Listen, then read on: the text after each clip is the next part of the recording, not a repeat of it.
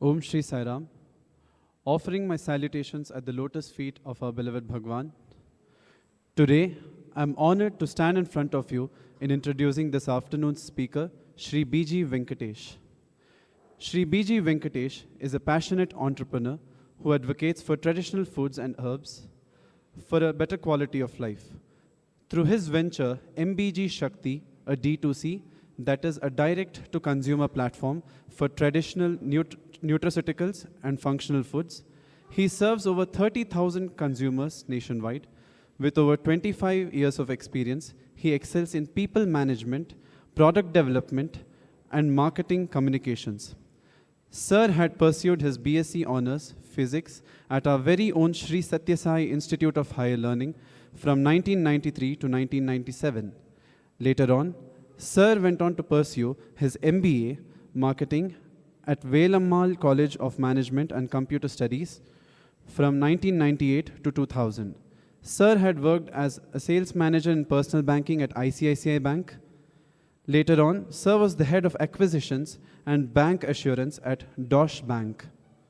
Furthermore, Sir is the co-founder and team member of Campus Tiger, a social impact company offering opportunities to every college grad to explore entrepreneurship.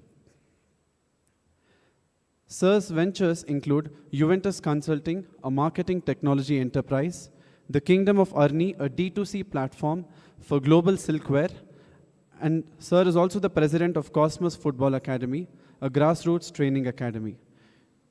Shri Venkatesh is committed to drive positive change and fostering healthier lifestyles. I request everyone to welcome Shri B.G. Venkatesh Sir with a round of applause.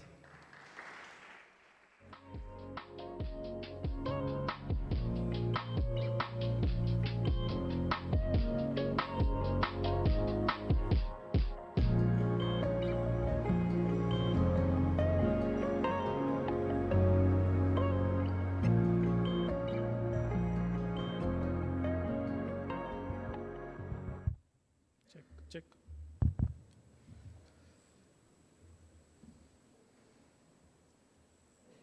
So, anyone hiding in the hostel? All are back? All are back?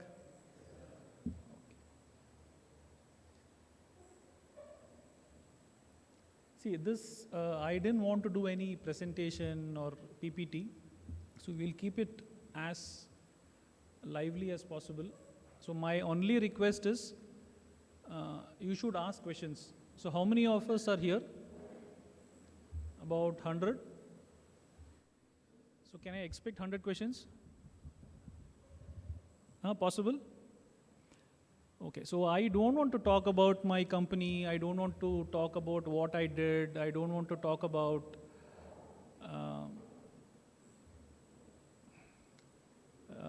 my achievements in life. That is not going to matter to you at all. Correct, no? Correct? What if my company is doing 30 crore turnover? Does it matter to you? No? So what does it matter? Come again. Are you going to do that? That matters, correct? So you guys have to ask as many questions as possible. Few questions I might not know. I might not know the answer, but we can deliberate. We can definitely deliberate in terms of understanding specific to the topic of entrepreneurship. So how many of you, mother tongue is Telugu? So, majority Telugu. Kannada? Only one. Only one Kannada. Tamil? Very few. Spanish? No. Japanese? No Japanese. Anyone from Northeast? Okay, good. Okay, so who lives in the most remotest village in this whole gang? Sir, I am from the most remotest village. My village is not accessible at all by bus, car, scooter, nothing. Who wants to claim that? You are from which place? Madhya Pradesh. Sit, don't stand. Sit. Madhya Pradesh. Your village is accessible? It's a city, so you live in a city. So I want to know who comes from the most remotest place. Remote. No electricity. Anyone from a place where there's no electricity? Okay, electricity is there. No roads at all. Sir, my village does not have road at all. Okay. My village has a higher secondary school. My village does not, or my town does not have a college. Anyone? Okay. So you come in the front. Come.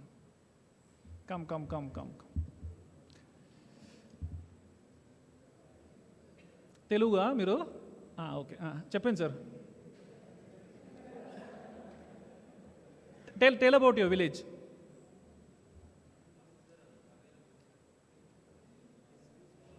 It is a very tiny village. It is which place? Nellore. Illuru. No, which is the nearest city? Anantapur. Rajmundry. Anantapur. Okay. From Anantapur, how far is your place? 30 kilometers. From Anantapur, 30 kilometers. But there are no buses? Yeah, a single bus. Okay, only one town bus, once in a full day. Yeah. Okay, so if you have to come to your house, I have to take only that particular bus. You have auto rickshaws? Yes. You have a school? You have? We have. Okay, good, fine. Don't stand, please don't stand. There's no formalities, please don't stand. My reason to ask this question is, in today's entrepreneurial ecosystem, this geography is not going to matter at all. How many of you agree? Very good. So, it is so democratized right now that you can operate any enterprise from any location. Correct? All of you agree? Very good. Now we'll come to the next point. So we have broken the myth that only a person from a city can run a large enterprise. Correct? The second question is, do I need to be an expert to run a business? No? Who wants to debate on this? Sir, I want to be an expert. Only then I can run a business. I want more participation. Sir, I am a BBA student, but I want to run an e-commerce business. Can I do that? Yes.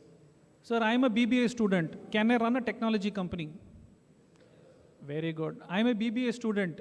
Can I run a YouTube channel? Very good. I am a BBA student. I can send my products to the US. Possible? How is it possible? How?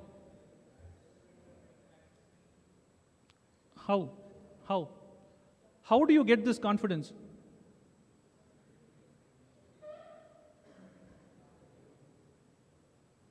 How do you get this confidence that a BBA student can send his products or services to the US?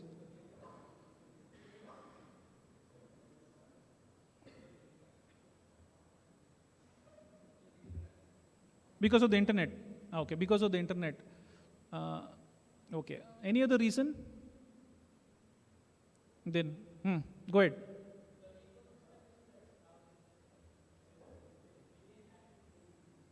So ecosystem is built that way. So you don't have to really have knowledge, correct? Or I'll put it this way, you can operate beyond your area of expertise. Can I put it that way? Very good, okay. So who wants to start an e-commerce business?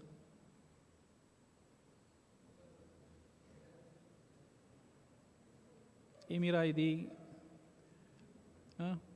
Who wants to start an e-commerce business? Okay, two of them. Who wants to start a technology company? Okay, very good. 2 people e-commerce, 2 people technology. Who wants to pursue higher education after this? Okay. The entire lot. Why? Why? Why you want to do higher education? Why you want to do an MBA? Go ahead, go ahead.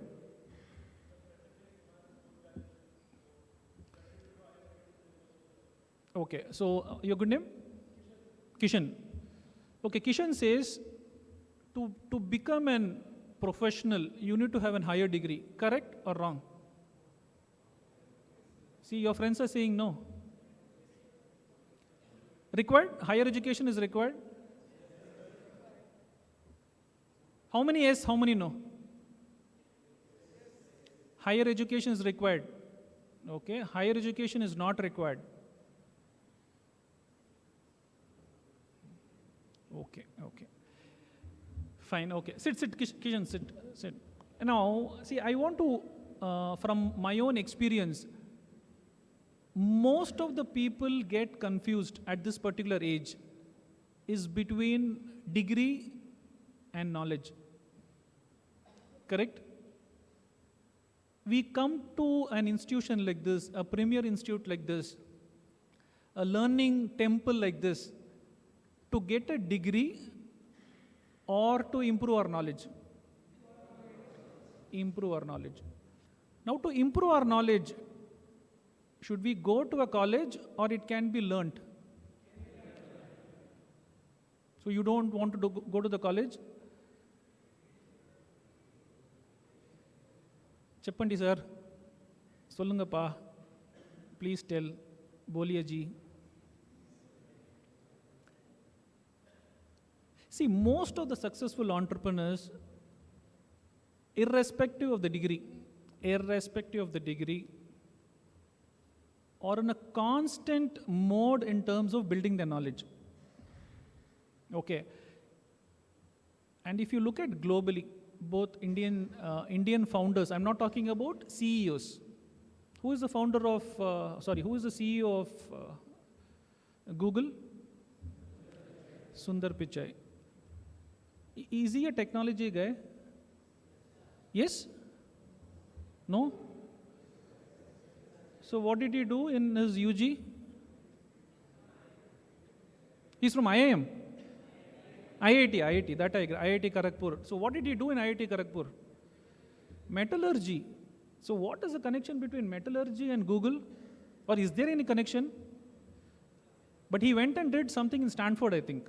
Correct, no? He did his PG in Stanford. But he did management. He did not do anything to do with technology. So, but how is he running a technology company? Huh? Because he was knowledgeable. Okay, fine. Other than that, constant learning. Okay. Experience. Okay, good. What else? Coordinating things. Okay, good. Where? What else? Coming out with ideas. Very good. Okay. What else? Okay, I'll ask one more question. See, you're okay with a debate? See, only debate will ignite your mind. Okay, so I don't want to show one PPT and then leave. I want to ignite your minds, because only when you think, your entire mind gets refined. Assuming Sundar Pichai was in India, do you think he would have flourished the way he would have flourished, or way he is flourishing right now? No. How many of you say no?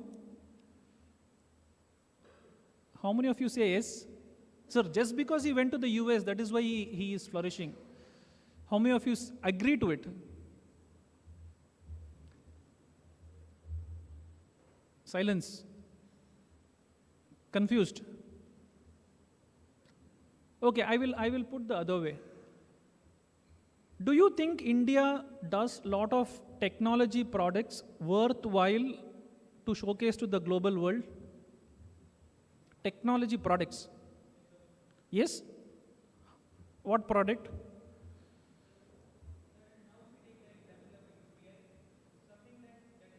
Example of?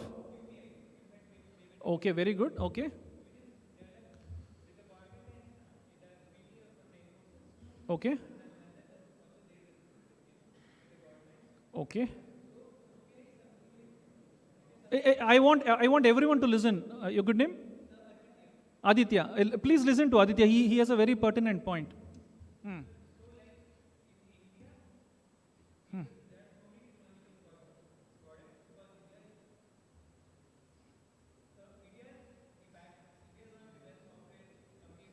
software developing countries in the world, Hmm. and in like UPI. No, my question is, Aditya, is do we have creators who build products which are worth talking about?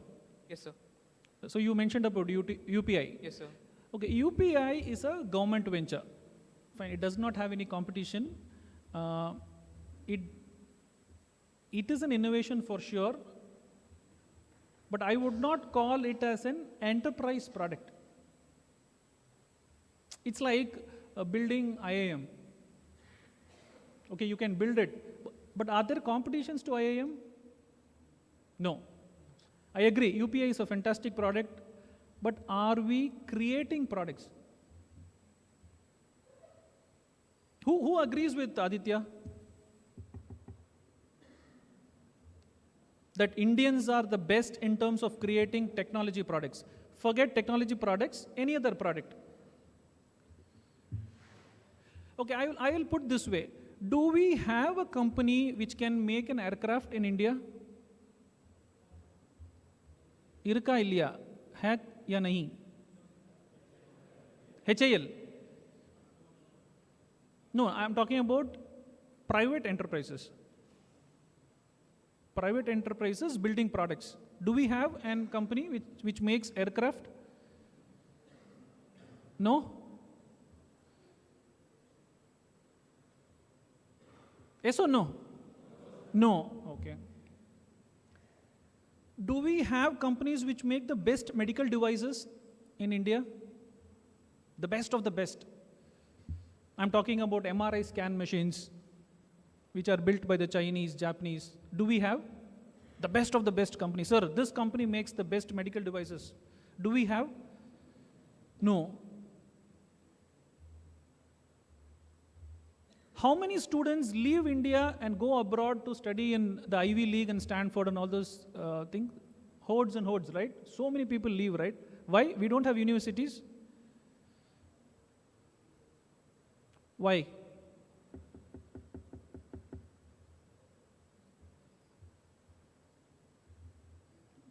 Bolo, why? We don't have exposure. But just now you told that from any village we can build a product, we can start a company. Just now you guys only told me. But why are we not doing? Support ledu. Okay, support ledu. Where? What else? Go ahead. So let's think. As a team, when we think, no, we will come out with a lot of answers. See, I'm just doing an argument with Aditya. Aditya says we are the best in terms of product companies.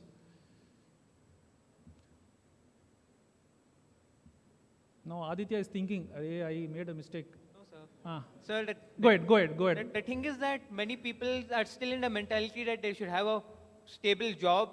They are not much risk takers. Like people who have passion, they will stay back in India and they'll try their best to be the best in whatever they're doing. Like if I quote an example, I'll quote Mr. Aman Gupta. He's quite a brilliant guy, but he could have joined in any other big company, but he stayed back in India and he's making boat. Now I think many of the people here are using boat earphones or any product of boat because he was innovative and he saw India as an opportunity. So where does this boat earphones get manufactured? In Mumbai, I think. Fine. Sure, you're sure in Mumbai? You're sure boat gets manufactured in India or in China? I'll get back to you on No, this. no problem. See, I'm not. No, I'm not trying to put you down. See, I'm not trying to put you down. I am trying to understand what would be the next probable step for a vibrant minds like you? Are we going to be like this?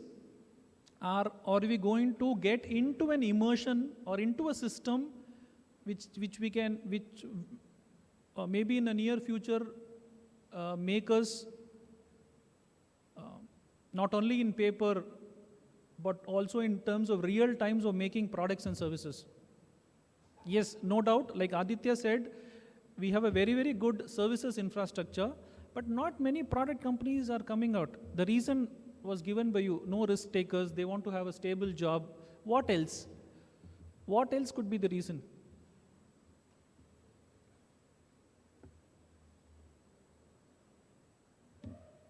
Think. Okay, I will ask this question. How many of you want to make it big in next 5 to 10 years? I want to make it big. 1, 2, 3, 4, 5, 6, 7, 8, 9, 10, 11, 12, almost all. How do we make it big? How do we make it big? Okay, I'll put it this way. You want to remain mediocre, or you want to shine the way you want to shine? How do we do that? What step I should do right now, today? What should I do? The big guys, Chipandi. Go ahead.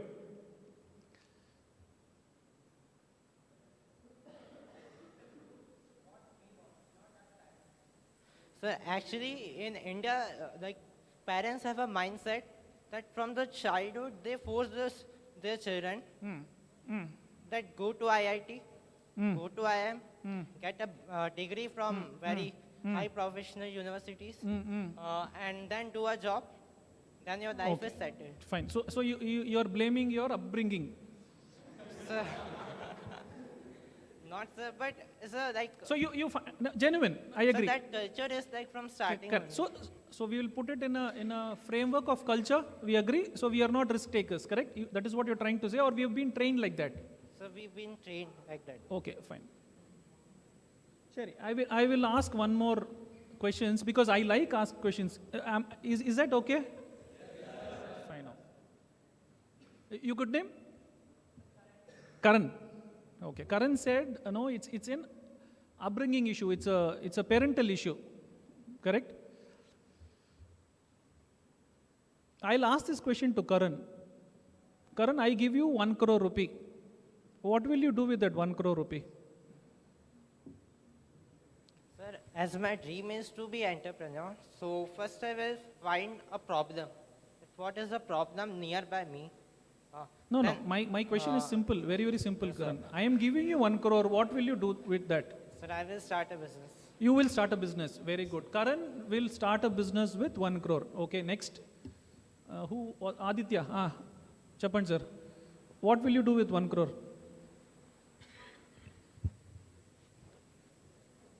Same thing, sir. I'll start a business. You will start a business. Okay. Who else is there? Somebody from here. Somebody wanted to make it big. You good name? Ashut. Ashit. Harshid. Harshid. So what will you do with 1 crore? Okay.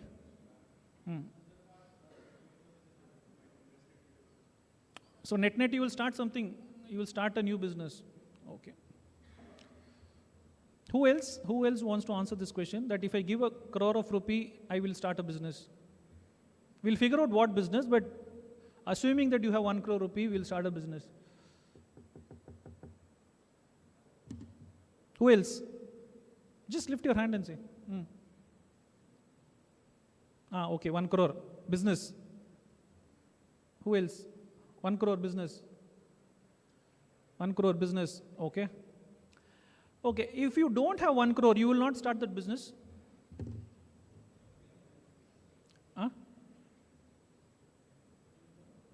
Hello? Aditya, Karan, Arshid, if they don't have that 1 crore rupee, will they not start a business? Huh? Still you will start? How? How will you start business without capital? How will you start? Or is it practically possible to start a business without capital? Mudiyuma?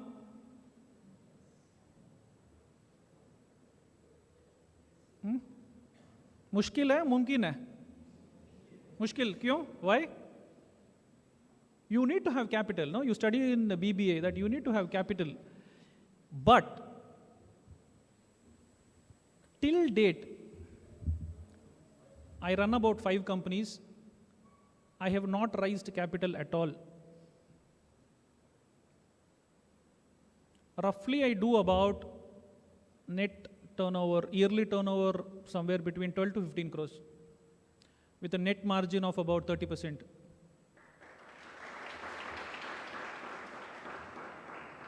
I have not raised capital, I have not taken a loan.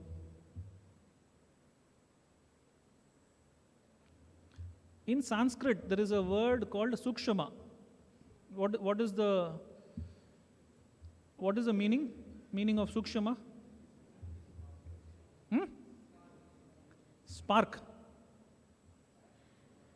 Sukshama.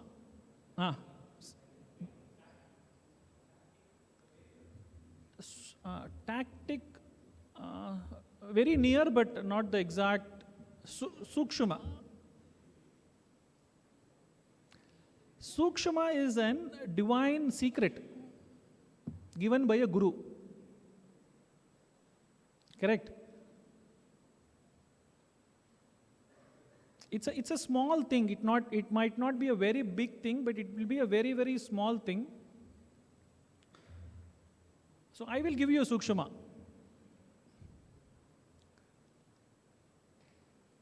To start a business, capital is not required. Write it. Write it wherever you want. You want to write it on your RAM, you can write it wherever in a book you want to write it. Because what happens when we think that capital is required to start a business, we will not start a business at all. Correct? So where will the money come from to run the business? I want you guys to think. There's no money, but I have to run business. Where will the money come? Where will the money come?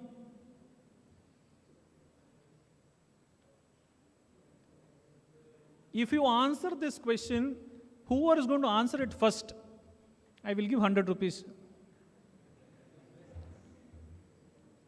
Where will the money come?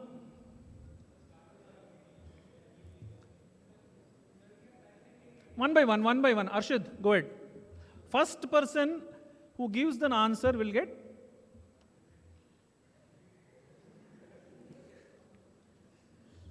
But I have only 20 rupees, but still, it's worth it. Go ahead. Initially, and then keep reinvesting the profits, basically how a bootstrap business works. Where will you get that first money? So your own invest savings, some money you might have made your friends and family. Okay, friends and family, okay. I'm not convinced. Next. Friends and family. Okay, Arshid says friends and family. I partially agree, but not convinced. Okay, presenting the ideas to others. Possible, is that possible? You think it is possible? Okay, next. This is a sukshama question for 100 rupees. Arshid says, we'll give chance to others, Arshid. Hold on. Arshid, what is your name? Manikam. Manika Prabha. Manika. Okay, fine. Okay. My brother 1. Okay, next. Sir, before you start a business, you work for some time, sir. That money we can use it for business. You'll work with someone else. Yes, sir. Work on Okay, okay, fine, okay. Okay, next. Think, guys, think. Where will the money come? See, this will be a constant question in your entrepreneurial journey. This will be a constant question, and if you're able to crack this question efficiently,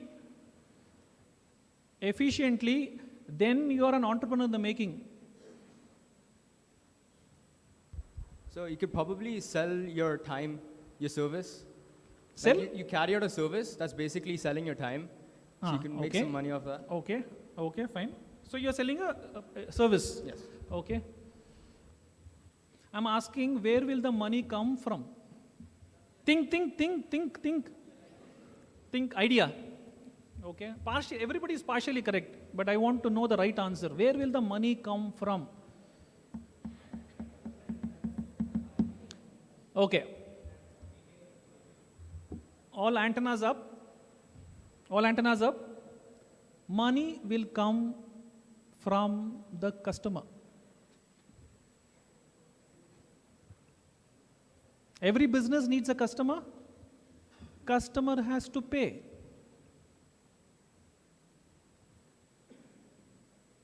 If you have a good service, he will pay 100 rupees. If you have a mediocre service, he will pay 20 rupees. So in a business, you need to know which customer is going to pay for you. If you are able to crack this code, if more customers pay, what will happen? More money. If less customers pay, less money. Business is extremely simple. Unfortunately, like Mr. Karan said, we have slightly complicated because of parental pressure. But what I would say is, this happened to me, Karan. This happened to me. I used to work in a company for about 15 years. I was not an entrepreneur from the beginning. I used to work for a company.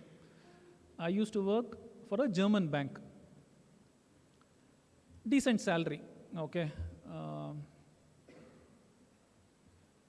I was not even married then, for about 15 years. Good, solid professional experience. So I had a saving as well. But like Karan said, whenever I want to start my business, you should take permission to quit, right? So when you're not married, you have to take permission from whom? Parents. So whenever I go stand in front of my father, some fear. Basement, in Tamil they say basement weak, means your basement will start shaking. Because you won't have the guts to tell your father, right? Then slowly I went once. I still remember my father he was pressing clothes. And he was a military man. Okay, my father was a military man, so imagine. So I made all my mind and then I said, no, I want to do this. I was mentally getting prepared. And for a second I thought, what if my father gets angry and he puts that electric press on my back? That was the fear. Possible, no? If he gets really angry on me, anything is possible, right? So I went back. It took me 6 to 9 months to prepare myself. At what age? At not your age, 18, 19. At a very matured age. Correct? But this is where you need to use your, I won't say degree, this is where you need to use your expertise and knowledge. So what I did, I prepared a presentation. And I told my dad, Appa, here is a market gap. This is my product. This is the total addressable market. This is what we could achieve in next 2 years. This is how I will scale up. This is how my bottom line will look. This is how my top line will look. I've learned about taxation. There is a clear gap in the market in terms of product acceptability. When we do this, this is what would happen to me. I did a scientific presentation. You know what my father did?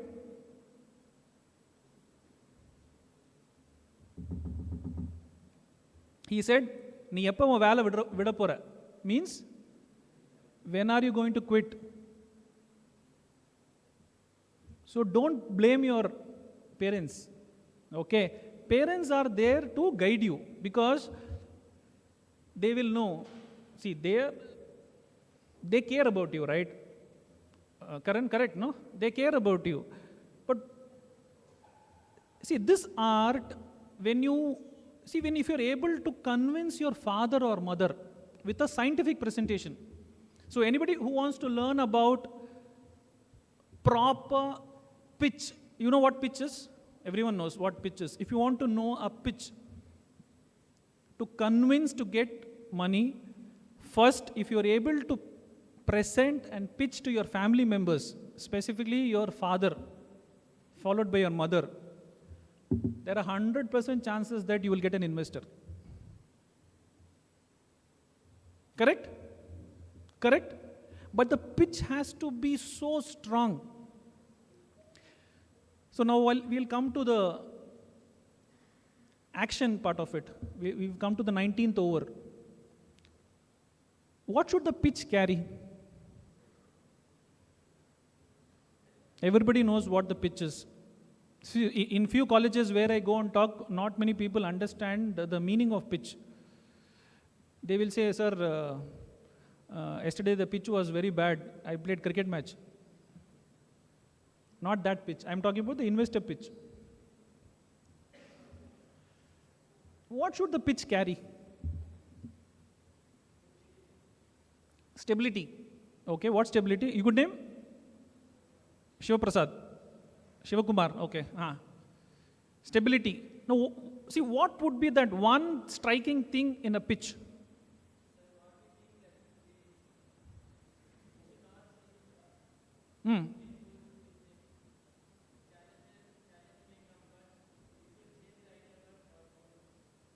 Okay. No, I'm talking about the investor pitch.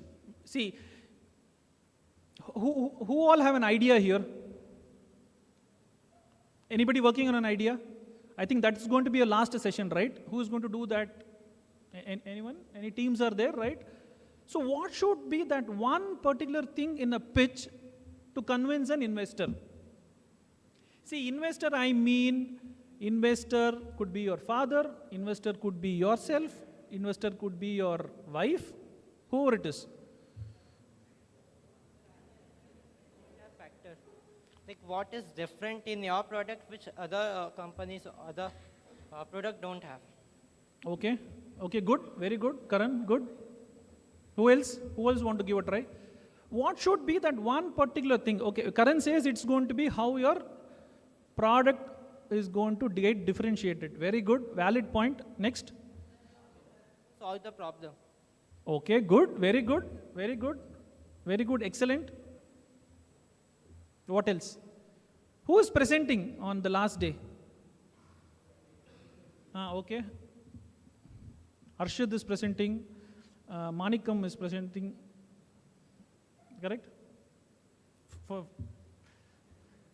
the sake of the session, I'll name you as Manikam. Okay. Okay. Next. Go ahead. You're presenting. Okay, you're not answering. Okay, very good. Okay, competitive analysis. Okay. Go ahead. Somebody wants to answer. Come again.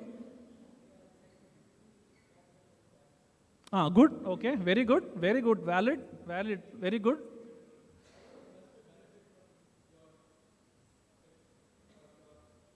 Okay, good. Very good. Okay, differentiation, that's been answered. Okay, that is last. In Tamil they say kadasi, aakhir mein, last, first, in a pitch. Very good, okay. Profit margins, good, very good. Can you determine profit margins in a pitch? Huh? Price, Trust for the product, I think. trust, Yeah. trust. Okay, good, good, very good, valid point. Trust, okay, good, valid point. Agreed? Go ahead. Customer? Customer quality. Loyalty, okay. Trust, loyalty, same. Trust and loyalty, same. Good. All are valid points. All are valid points. What should be that one thing which should stand out in a pitch? Absolutely. Absolutely. Great point. What will the customer get? Please understand, who is paying for us? Customer is paying. If you don't know the real value which I am going to give it to him, the value proposition which I am going to offer to the customer, I don't mind you guys starting business today, tomorrow, day after 10 years, 20 years, 30 years. But whenever business succeeds, customer is the focal point. Correct? How many of you disagree with this? Your entire presentation, even if you are pitching to your father, even if you are pitching to an investor, even if you are pitching to your friend, put customer. Will customer pay for this product? Will customer understand my communication? How many of you study consumer behavior? Everybody studies, no? Very, very important topic, consumer behavior. Correct? So your presentation, your pitch should carry whom? Customer. Because we are creating products, services for the customer. How many are feeling sleepy? किसको नींद आ रहा है? यारकलां तूकम वरुदु? ఎవరికి నిద్ర వస్తుంది? Who?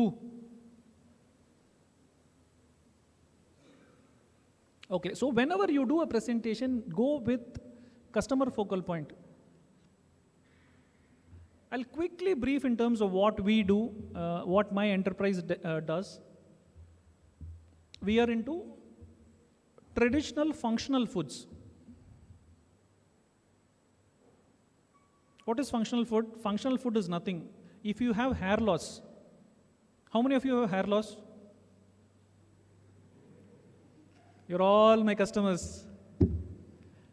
Entire. Why somebody loses hair?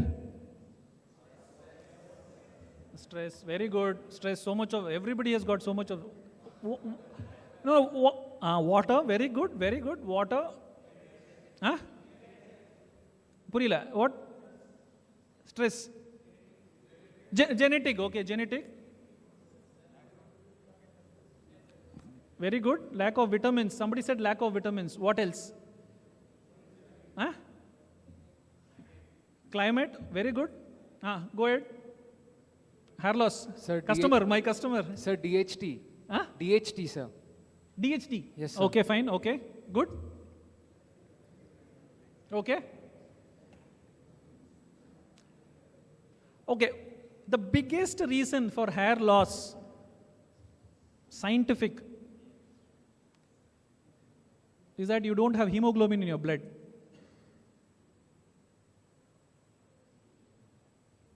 Simple. If you eat more hemoglobin rich food, your hair will grow. Correct or wrong? What, you're feeling sleepy? Listening? So, we launched a product, a hemoglobin product, which is a traditional herb called moringa. How many of you must have heard? It's called moringa. It is in Telugu. It is called munakkai, drumstick. So drumstick is a global rage. Drumstick. I'm talking about leaf and pod. Pod means the seeds. It's supposed to be the superfood. In the US, listen carefully. In the US alone, moringa is a 3 billion market, 3 billion USD. And moringa grows only in India.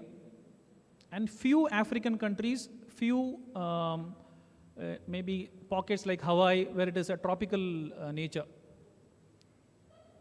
So I export to China, I export to few other places. But if you consider India alone, so we discussed about hair fall, right? In India, you know what is the percentage of women who are anemic? Percentage of people who are anemic. You know what is anemia, right? Less hemoglobin in the body. Okay. You know what percentage of women are anemic? Just guess. 80%. Not so much. Roughly about 56% are anemic. So what I do is, we go about data. Somebody said about data, no? I think a good entrepreneur should go behind data. At this point of time, choose an industry which you like the most. It can be anything. It can be fintech, it can be health tech, it can be agri-tech, whatnot. You choose the field and go behind data. But I have a data research team who does all these research. But what we found out was, the women who are anemic, the reason for their anemia was not hemoglobin. The reason for their anemia was less red blood cells. You know what red blood cells are, no? Red blood cells, white blood cells. Red blood cells are the basic thing for you, for immunity, for your bone marrow, whatnot. But the hemoglobin resides inside the red blood cells. If your red blood cells itself is low, how will the hemoglobin count increase? So what we did, we launched a product for red blood cells. Traditional food. There are rice varieties. You will be surprised. There is a rice variety called Ratasali. It's a traditional Andhra, Telangana, Tamil Nadu rice variety, which has about 14% iron content. A rice which has about 14% iron. So we created a product, we did an extract out of that product, and we are selling it in the market. In a day, we make capsules. We make moringa capsules, wheatgrass capsules. In a day, wheatgrass alone, we sell about 1,500 bottles in a day. Each bottle is somewhere between 600 to 700 rupees.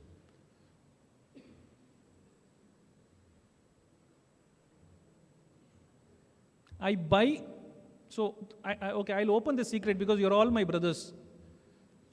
Manufacturing cost of a particular moringa bottle is roughly about 75 rupees, including the packaging, including the marketing cost. People buy it for how much?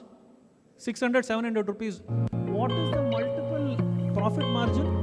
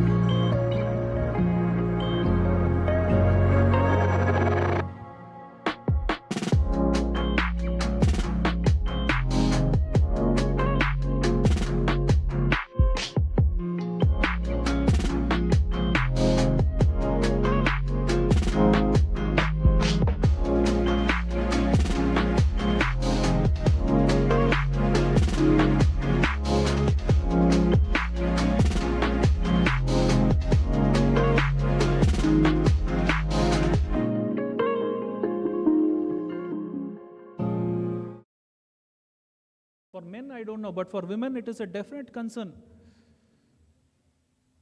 Correct? So, look for such avenues.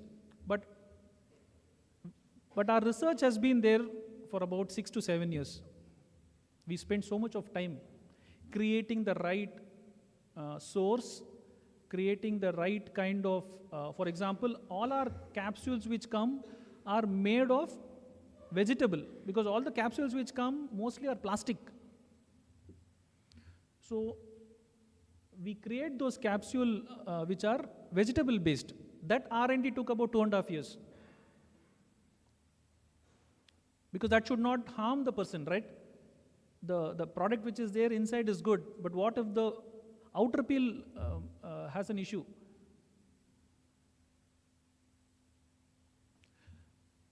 So net, what point I want to leave for discussion is that whenever you are in an entrepreneurial mode, one, customer has to be your focal point. If the customer hair falls more, your market is more.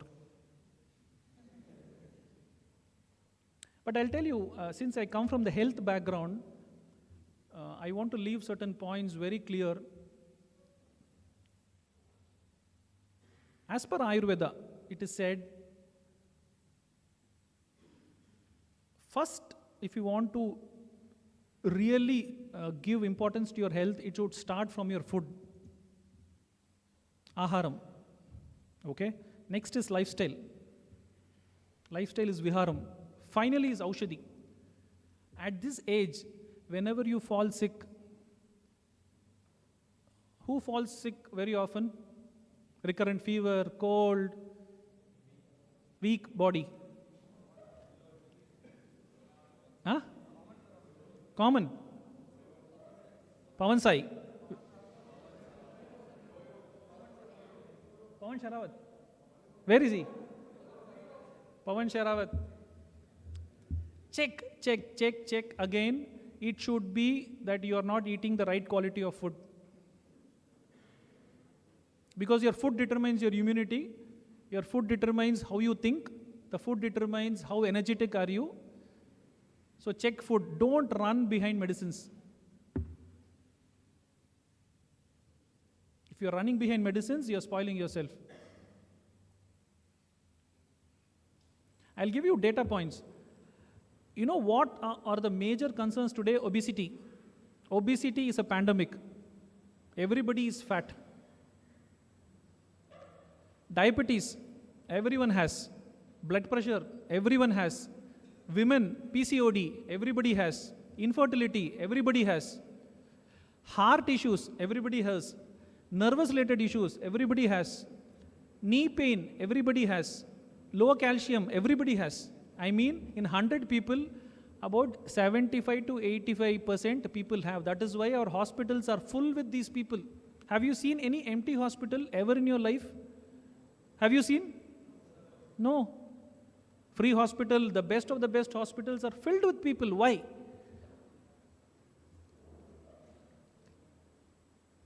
How many of you in your hometown drink rose milk?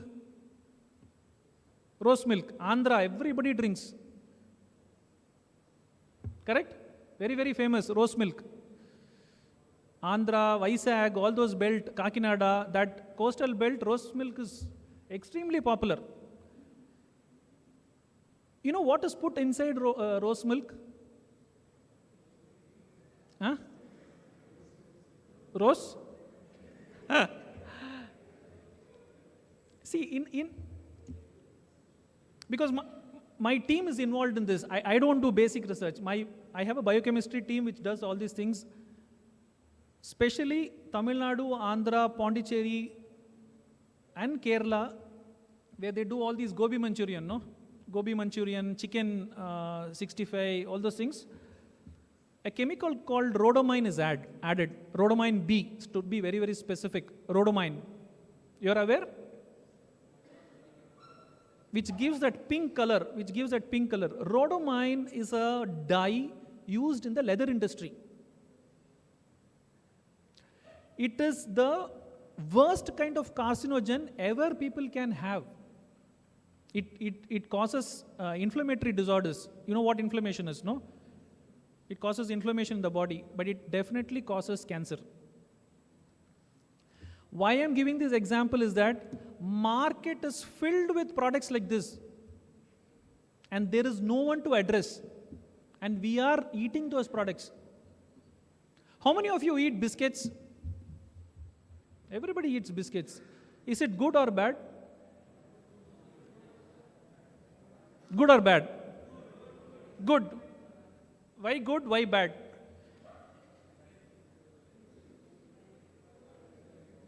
Biscuits are extremely harmful. Extremely harmful. I'll tell you enough examples where a diabetic patient was asked to stop only on biscuits. His diabetes reversed. So we need to know, as intelligent people, what is there and what is that you're consuming.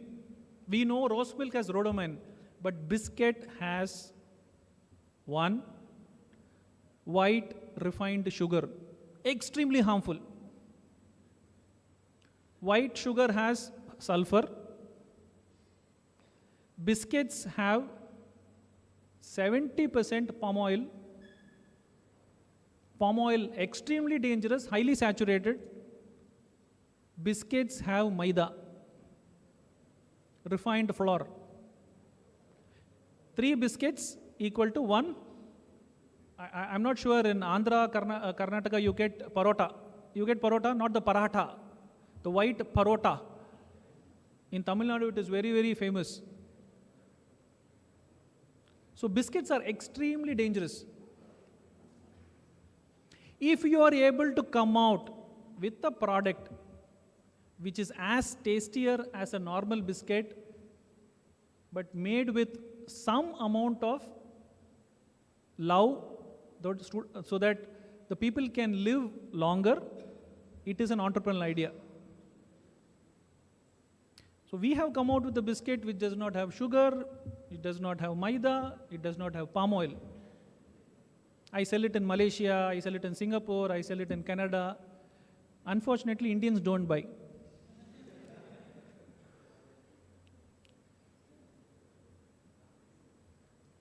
Because I can talk only what my industry does, right? I can't talk very outside. But see, India is a very chaotic country. You know what the meaning of chaos is, no? Too many problems. Too many problem means too many opportunities. That is why I chose about 7 to 8 years back health as a subject, and see what our ancestors had and try to bring it into a products which young people like you can consume. We are doing extremely good. Like I said, we do about 12 to 15 crores of turnover, but maybe perhaps in about 2030 we should be about 120, 150 crore company. But what stems at the back end is, I cannot tolerate foods which are not ethically manufactured.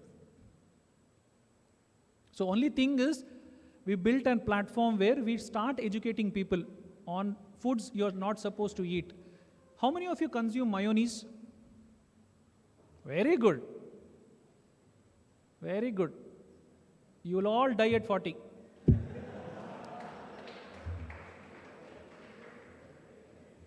Luckily, I have crossed. I'm 50 now.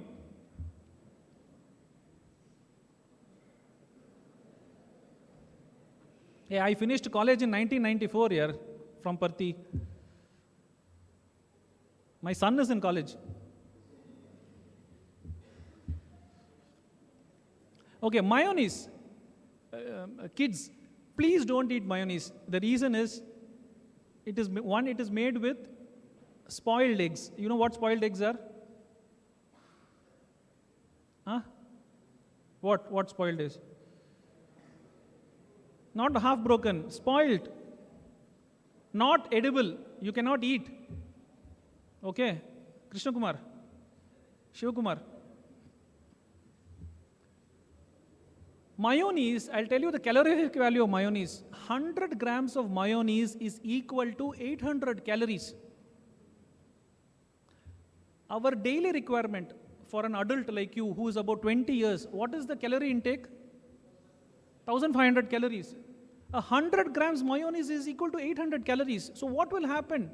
You're eating your breakfast, you're eating mayonnaise, lunch, dinner, plus your biscuits. So you're consuming about 3000 calories of absolutely no nutrition. Zero nutrition, high calorie food. This is a disease. Mayonnaise is made with palm oil. Mayonnaise is made with rotten eggs, spoiled eggs. And mayonnaise is high calorie with zero nutrition. So think, so this is my duty. This is what we do day in and day out in my company in terms of educating people not to abuse their body. It is not smoke. It is not liquor. Please don't think people who not consume liquor or people who don't smoke are or people who smoke are healthiest. No, our food is enriched with enough harmful carcinogens which can spoil our body. I'm not threatening you, but be careful when you consume.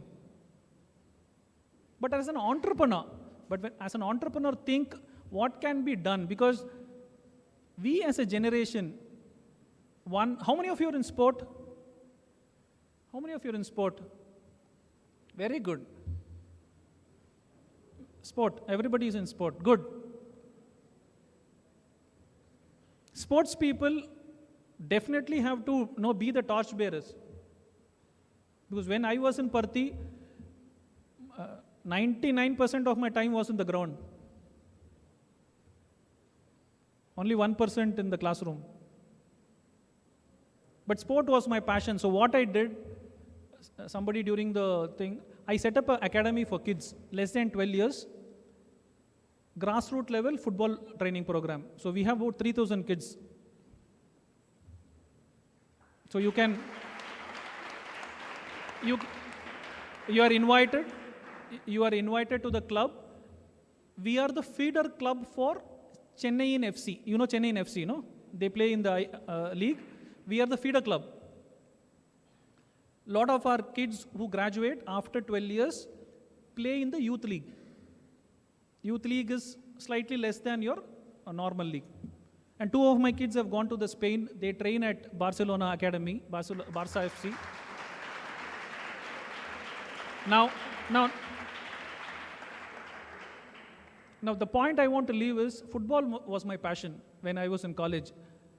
Now, what I did, I started doing an licensing courses. I'm a certified coach. I also do state level refereeing. You know refereeing, no? They wear the small shorts, run behind people. Referee course, it's a 6-month course under FIFA. So you have to go to the FIFA school. One is in Bhubaneswar, one is in Calcutta, few places in Bangalore, where you get trained as a referee. Now what do I get? What do I get from this enterprise? We create sports people who are very focused on their health and become citizens who are healthy enough to take the generation forward. What is the biggest priority? Health. So if you want to set up any business around health, around medical technology, around medical analytics, or screening. Screening is a big subject, screening, where you screen people for various diseases, huge market. So think on those lines, because we are one side abusing our body. So the opportunities are wide open. Any help if you want in terms of building an entrepreneurial ecosystem. Because my first company, after I quit, I started a company called Campus Tiger. Campus Tiger is nothing but to create tigers inside the campus. What tigers? Entrepreneurial tigers. So we identify, I go to various colleges, meet people like you, and talk about ideation. This is not the time for you to implement, but this is the time for you to ideate. When you start ideating and start building on it, then the enterprise actually flourishes. By the time you finish college, you will be set to start a business.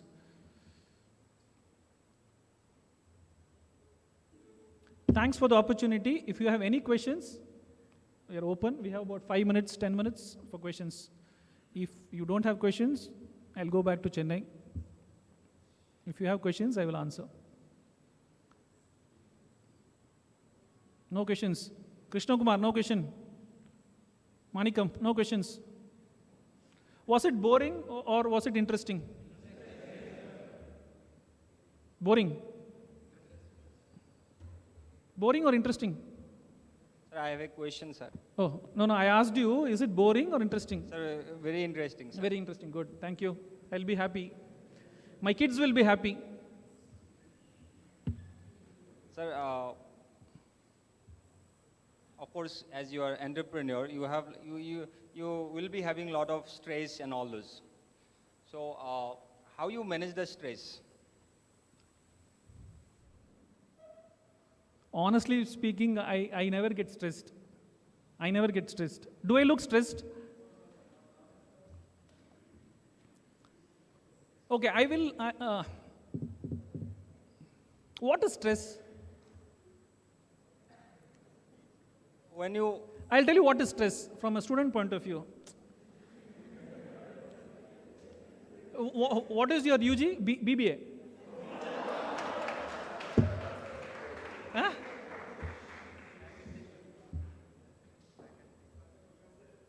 Professor, sorry, go ahead. You should tell all these things. Okay, which subject you don't like? You don't like maths? Okay.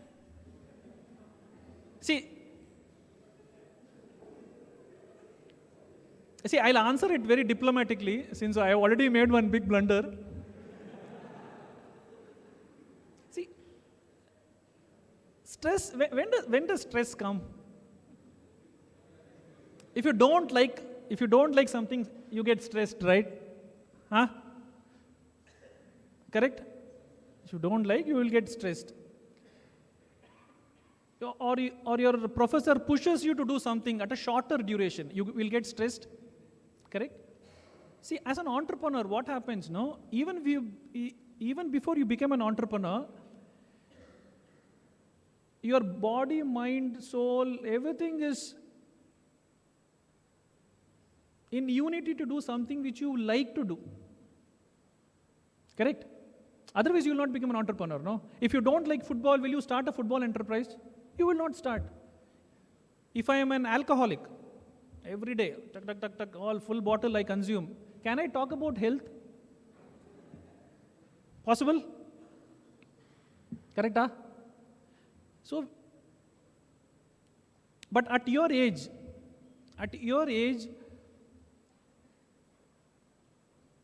and most of them are having hair fall because of stress. See, what I would recommend is do something which you like, even at the college level.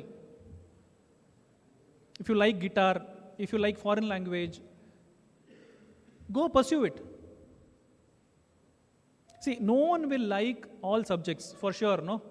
There'll be one subject which you like, the other subject which you won't like. But that is our duty. But as an entrepreneur point of view, you are already determined to do something with a bigger vision. You will not get stressed. And in terms of my routine, what I learned in Parthi, what I learned from this particular institution is that, and what I have not left, in fact, I told the same thing in front of the Vice Chancellor as well. I have not even a single day stopped doing Surya Namaskar?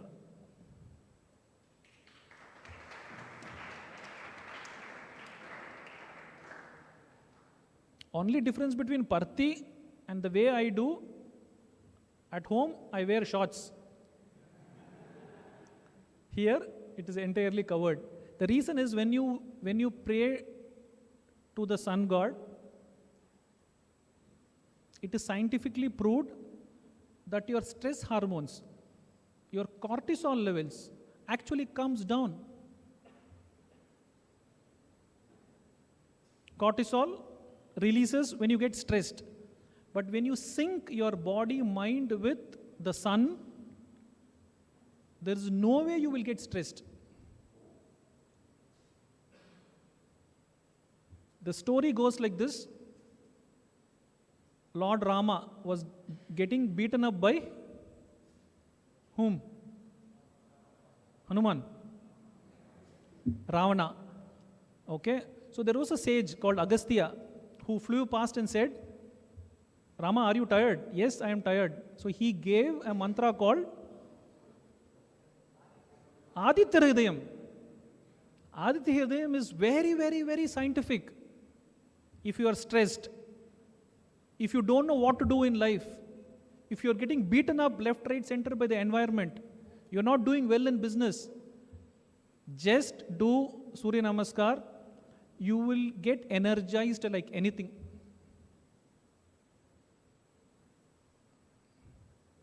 And after Surya Namaskar, I run about 12 kilometers every day. Because I have enough time.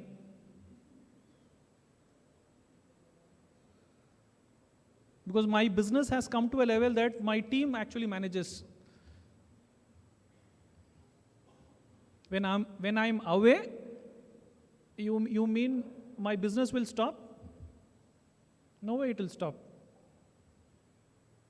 We'll come to that. I did not touch the team building part of it because it will become lengthy, it will become too tough for you to assimilate. That maybe in a different session we'll understand. But when you, to answer your question, if you try to do all the things by yourself without delegation, you will get stressed.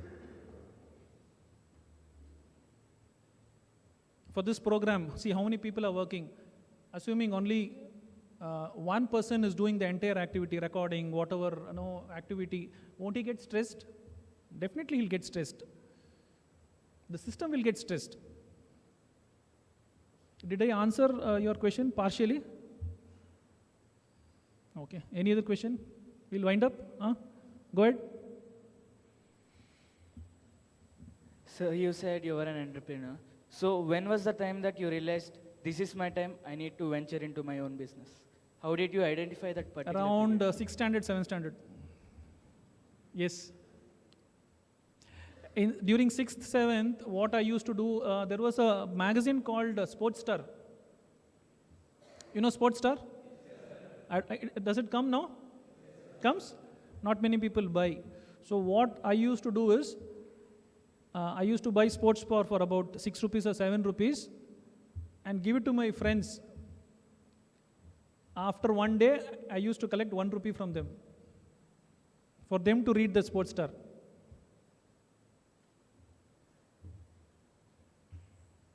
Okay, so I started my entrepreneurial journey when I was 6th, 7th. But actual thing came when I quit my banking job. When I was about 30, 32. Now I'm 50. Any questions? No questions? We'll wrap it up. Honestly tell me, was it boring or interesting? Interesting. Was some value to you? Some takeaways? You will remember me? Good. Thank you. Sai Ram.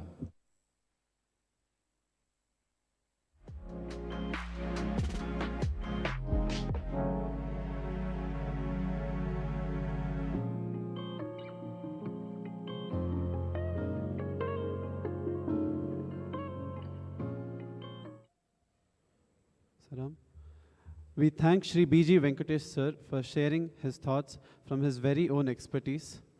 We thank sir for clearly specifying the difference between degree and gaining knowledge. Sir had made us realize upon to be a consumer-centric business and how food lifestyle, that is ahara, viharam and aushadhi, affect a human. Sir had accentuated upon our food habits, their advantages and disadvantages, how games and sports help us stay fit and healthy. Now, I call upon Shri R.L.K. Prasad sir, Assistant Professor, Department of Management and Commerce, to hand over our token of gratitude to Shri B.G. Venkatesh sir.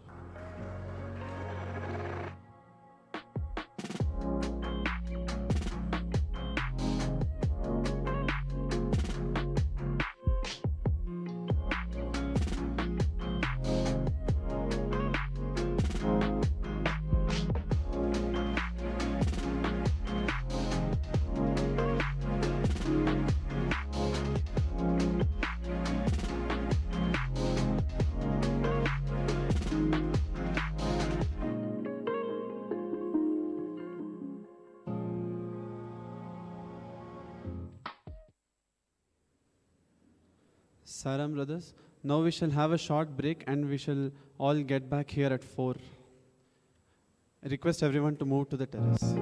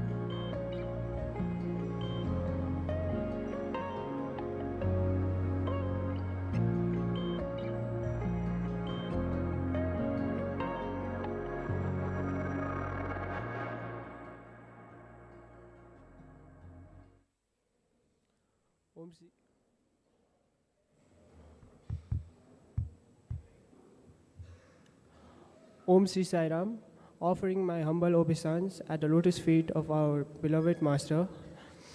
It is my privilege to introduce today's speaker, Professor M. Sathya Sai. Professor M. Sathya Sai is an individual whose visionary initiatives have left an indelible mark on various spheres of endeavors. With an illustrious career spanning over a decade, Professor emerged as a pioneer in the beverage industry, introducing bubble-taped water to the vibrant city of Chennai. Sir also collaborated with Coca-Cola, culminating in the establishment and management of the largest capacity mineral water endeavor factory in Asia. Under his stewardship, this endeavor saw the successful production and widespread distribution of conclave water in 2003. In 2009, Sir acumen extended into the telecommunications sector, where he achieved remarkable success as a distributor for Nokia phones. His exceptional performance earned him the distinction of being recognized as a top distributor in India. Sir also took a hiatus to impart his wealth of knowledge and experience as a professor of Sri Sathya Sai Institute of Higher Learning from 2012 to 2015. During this tenure, he focused on nurturing the minds of future leaders, particularly in the field of marketing and rural entrepreneurship. Not content with conventional boundaries, Sir founded Farm Guru, an educational institute dedicated to instill a deeper understanding of agriculture and farming practices among urban youth through innovative programs and initiatives. Sir is also actively involved in organizations such as the Round Table India and the Rotary Club of Madras. Sir is also recognized as the finest chairman at the national level. His exemplary service has earned him accolades, including being honored twice as the best Rotarian for the Rotary Club of Madras in 2018 and 2022. Sir also received the esteemed Pole Star Award for outstanding performance as the club secretary within the Rotary district. Currently, Sir serves the role as the Secretary General for the Consular Corps Diplomatic. Sir has demonstrated exceptional leadership with the Rotary Committee, notably as the District Rotary Committee Chairman for the Rotary District 3232, the largest district worldwide, boasting 27,000 youth members. His outstanding leadership earned him the prestigious Outstanding District Rotary Chairman Award, surpassing peers across 8 nations and 44 Rotary district situated in Southeast Asia. Now, without any further ado, I would like to invite Professor M. Sathya Sai to address the gathering. Thank you.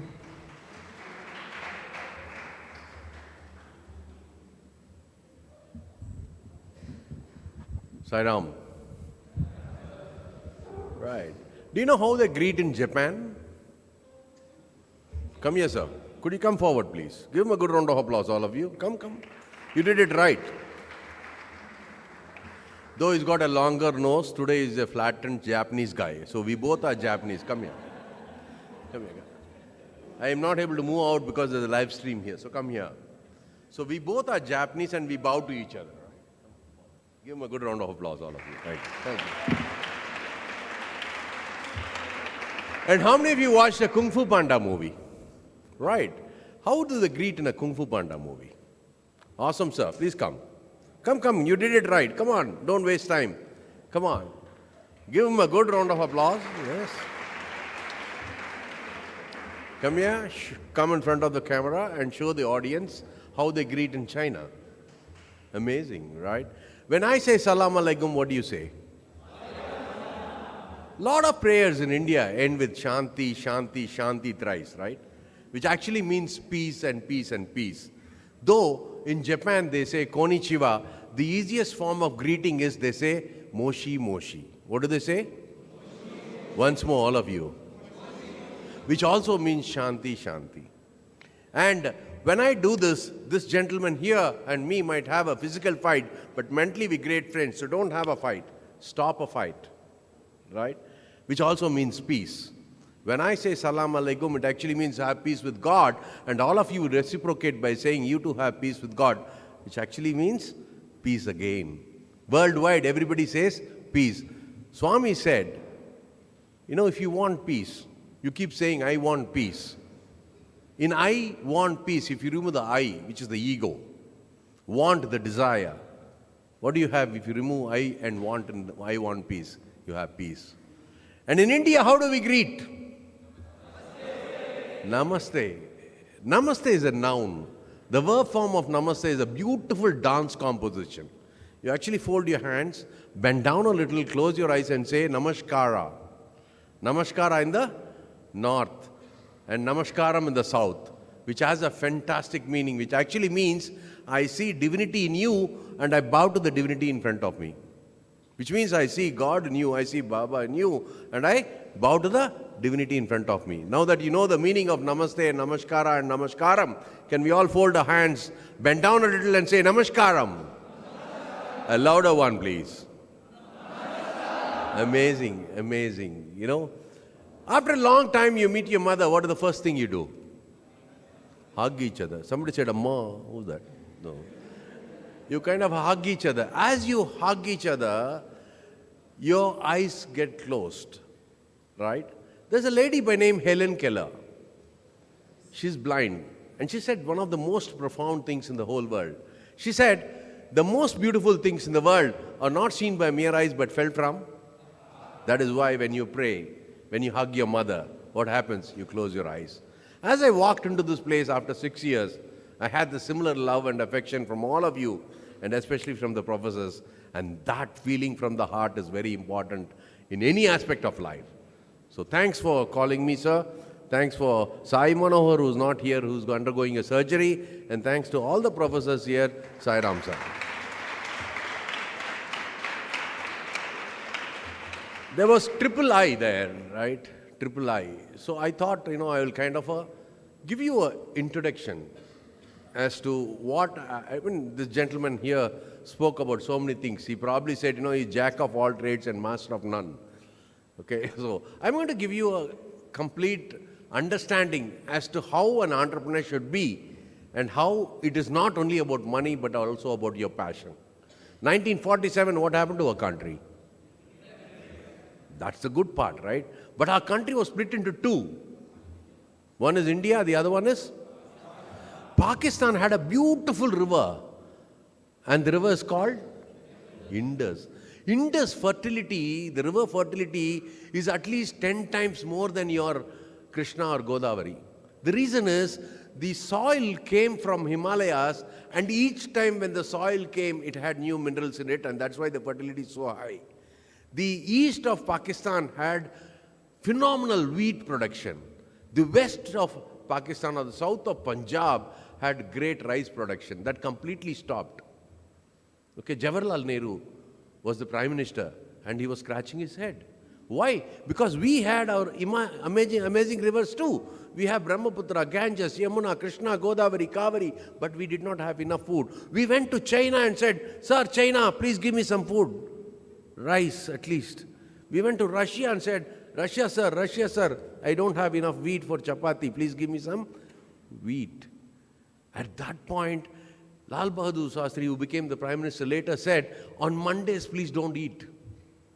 Why? Because we don't have enough food.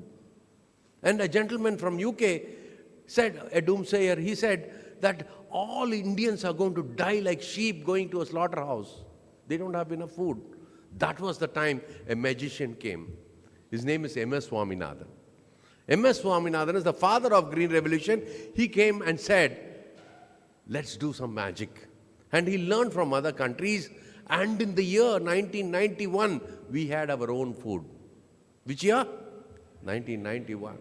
Which year are we in? Which is our current year? Last year, if you remember, two countries were fighting. The first one was Russia and the second one is the wheat basin of the world is Ukraine. Not even one bag came from there. And if the gentleman there likes pizza, probably the wheat came from Ukraine. If he likes burger, probably again it came from Ukraine. That completely stopped. The rich countries had money and started buying. Whereas poor countries like Bangladesh and Sri Lanka were suffering. Do you know which country went and helped them? India. Which country? India. During COVID time, my dear, you know what happened? All of us were suffering. 4 countries invented vaccine. The first one is America. The second one is India. The fourth one is China. The vaccine never worked. The Americans said, you want my vaccine? Give me pay $7. You look like a rich country. Give me $12. Okay? But one country gave all of us free vaccine and also to our neighbors. Which country? India. Aren't you proud? Aren't you proud? Put your hands up, all of you. Put your hands up, all of you, and say, I am an Indian. I am proud to be an Indian. Once more, I am an Indian. I am proud to be an Indian. That's the amazing country we are in. I walked into this campus and look at the kind of infrastructure you have. Look at the kind of smiles you have. Look at the purity you have in your mind. Aren't you blessed? Please use that blessing and make sure you contribute something to this world and at least to this society. So, these 3 words, which are they? Inception and innovation. So I'm going to coin that into 4 words. I went back to my notes 6 years ago in the same auditorium. I gave 4 words and I'm going to continue with that or rephrase that differently. The first one is all of you put your hands like this and say strong. Strong. That's a very powerful word, my dear. Once more. Strong. Take your fingers to your head and say think. Think. Once more. Put your thumbs up and say positive. Positive. Strong. Positive. I didn't even say what it is. He's saying low. Sometimes we kind of get imbibed into certain things which is our culture has. For example, I'll ask him to stand up. Sir, you stand up. Yeah. Did you have your snack there? Did you like it? Yes, sir. Sir, you? Did you like the snack? Yeah. So there is a difference between both of them. You know, this gentleman said, yes, sir. That gentleman said, yes, sir. Nowhere in the world this means yes.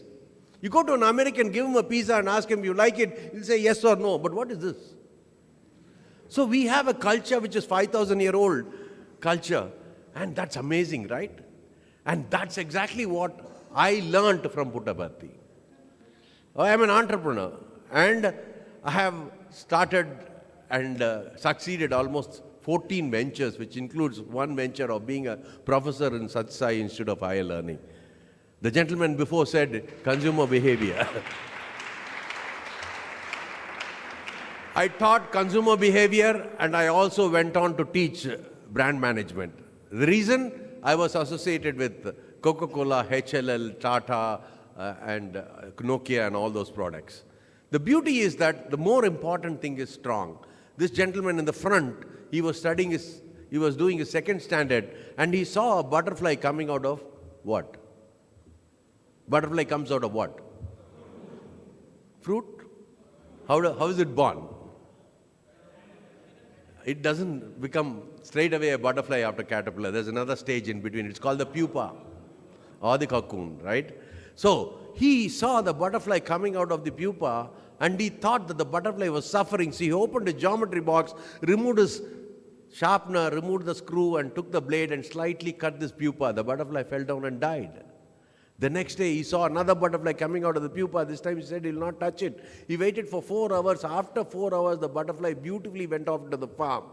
This gentleman after that realized the more pain you have in life, the more you become. In business, if you fail, it is only because God is making you. Don't leave it.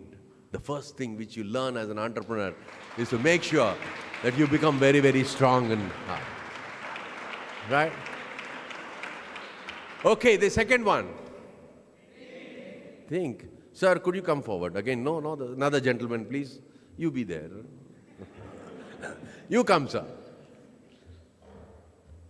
And you're from which place, sir? Andhra Pradesh. What's your name, sir? Shyam. Shyam, in this time it is from Andhra Pradesh. In his previous birth is from Rajasthan.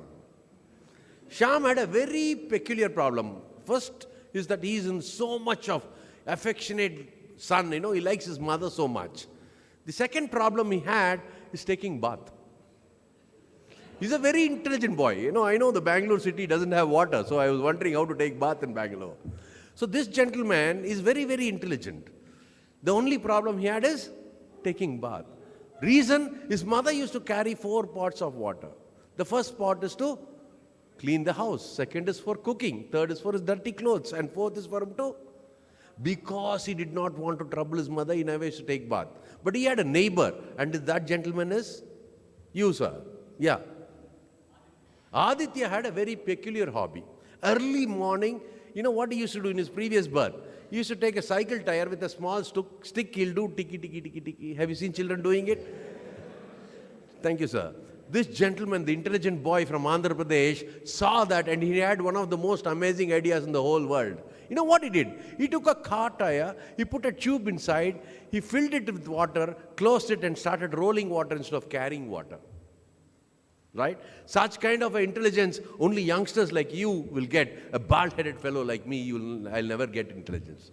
Like I already said, you are blessed. Use that intelligence to make this society a better place, and that's what you are all here for. Thank you so much. God bless you. Thank you.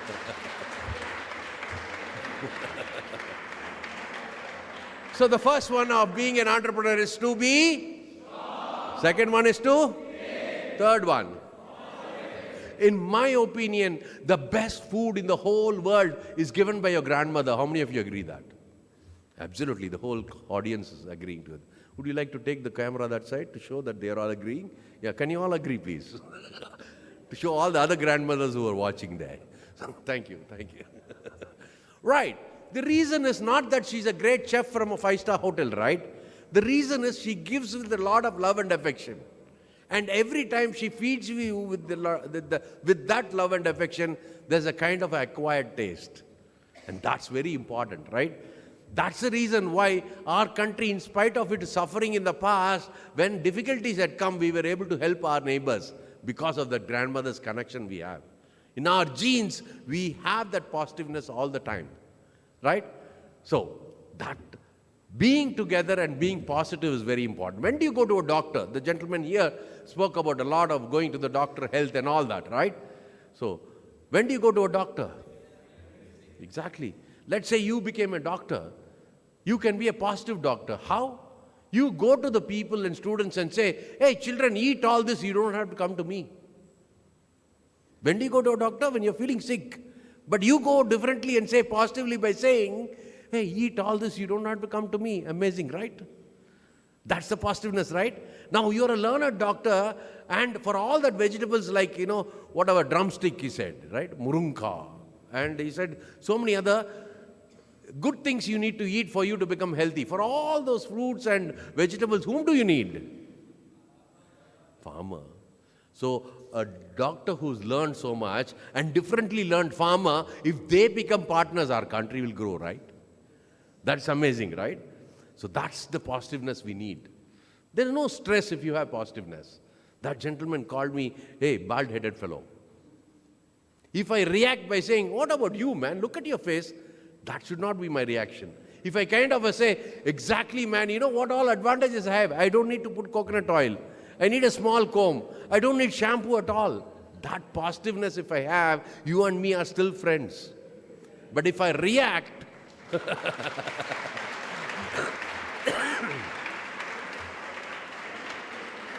so, connecting that to the businesses that you people should have that positiveness all the time. So, all of you put both your thumbs up and say positive. Positive. Finally, I'm a farmer. I'm a proud farmer. I had a stint of lot of things. We were the first people to start bubble top water in Chennai. Of course, the first person was from Bangalore.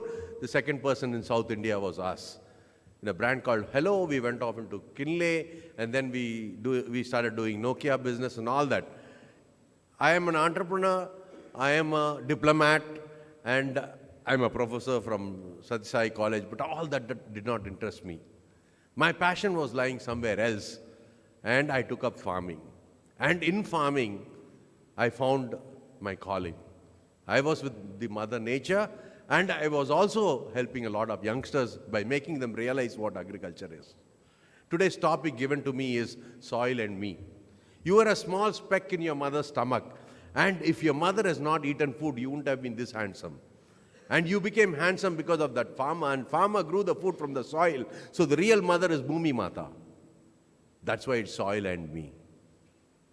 That's why it's soil and me. So that love is very, very important. I would like to narrate a story, a small incident. It's a true incident which happened. This gentleman spoke about me being in Rotary. So our objective to the youngsters in the Rotary is to teach them empathy. Of course, you people do not need empathy because it is already there in Baba's Institute. Okay? So I went to that school and said, there's an orphanage. I want you children to do something to that orphanage. I came up with this idea, since I'm a farmer, to get one fistful of rice. I said, all of you get one fistful of rice. Could you show your hand, please? Your hand, yeah. See, such a small hand, right? I went to the school next day. I thought there'll be only about 2-3 bags, but I saw 30 bags. And I could not take it in my car. It has to go to an orphanage, which is about 40 kilometers away from. So I called my driver and asked him to get another van driver. A van driver came with so much of shabbiness in him. He had a long beard. He was wearing a lungi. The whole shirt was filled with grease. He was never wearing chappals. Suddenly I had this apprehension. My God, out of his 30 bags, he might take 2 bags to his house. So I didn't trust him at all. So I called my driver and said, I'll drive myself. You go with this old gentleman, leave these 30 bags in the orphanage and come back to office so that we can pay him back. After 4 hours, they came to my office. I asked him, how much should I give you? Sir, somewhere in Trivamur in Chennai, to some place in Gumudipundi where there are orphans, you kind of are connecting and doing a great deed. I do not want any fare, sir. I want to do this good thing, he said. So it is not about the appearance. It is about how a person is. And that is very, very important. And you people will learn it better because you're in an institution which has got a lot of ethics and morality. I have seen all the people who have passed out from SS Sathya Sai Institute of Higher Learning is that out of all of them, most of them were in finance. In the modern world, in finance, what is more important is to have that integrity. You are taught that integrity. Please understand you are so blessed to be here. And my life changed because I spent the 2.5 years here. And the reason why I came to Puttaparthi is to spend my time in the hospital, because how on earth is Swami able to do this free hospital? I represent a country called Republic of Seychelles. I'm like the ambassador for that country. I was given this position because the patients from Seychelles used to come to Chennai. Chennai being the tourism hub, I need to take care of them. And the reason why they used to send them to Chennai is because Seychelles as a country has got a very small population. And they don't have a viable hospital. When I say viable hospital on an entrepreneurship, what I mean is that if a hospital can take a load of 400 patients a day, the hospital there will take 1 or 2 patients. That's the kind of a population ratio they have, very less population. So to have a bypass surgery, probably once in 2 months they will have 1 case. So instead of spending all that money there, they used to send them to Chennai through the aeroplane. Okay, so my job is to take care of them. And for me, if Swami is able to do completely free with the most amazing facilities in the world, why not I learn about it is the reason why I came to Puttaparthi just to stay for about 3 months, to understand the integrities of how this is being done. So my first job was at 4 o'clock in the morning to issue tokens to the patients. I used to issue tokens because I want to learn from down. In about 2 months, I became almost an assistant librarian at the hospital. So the reason why I'm saying is that every one of you has an opportunity when you have a passion there.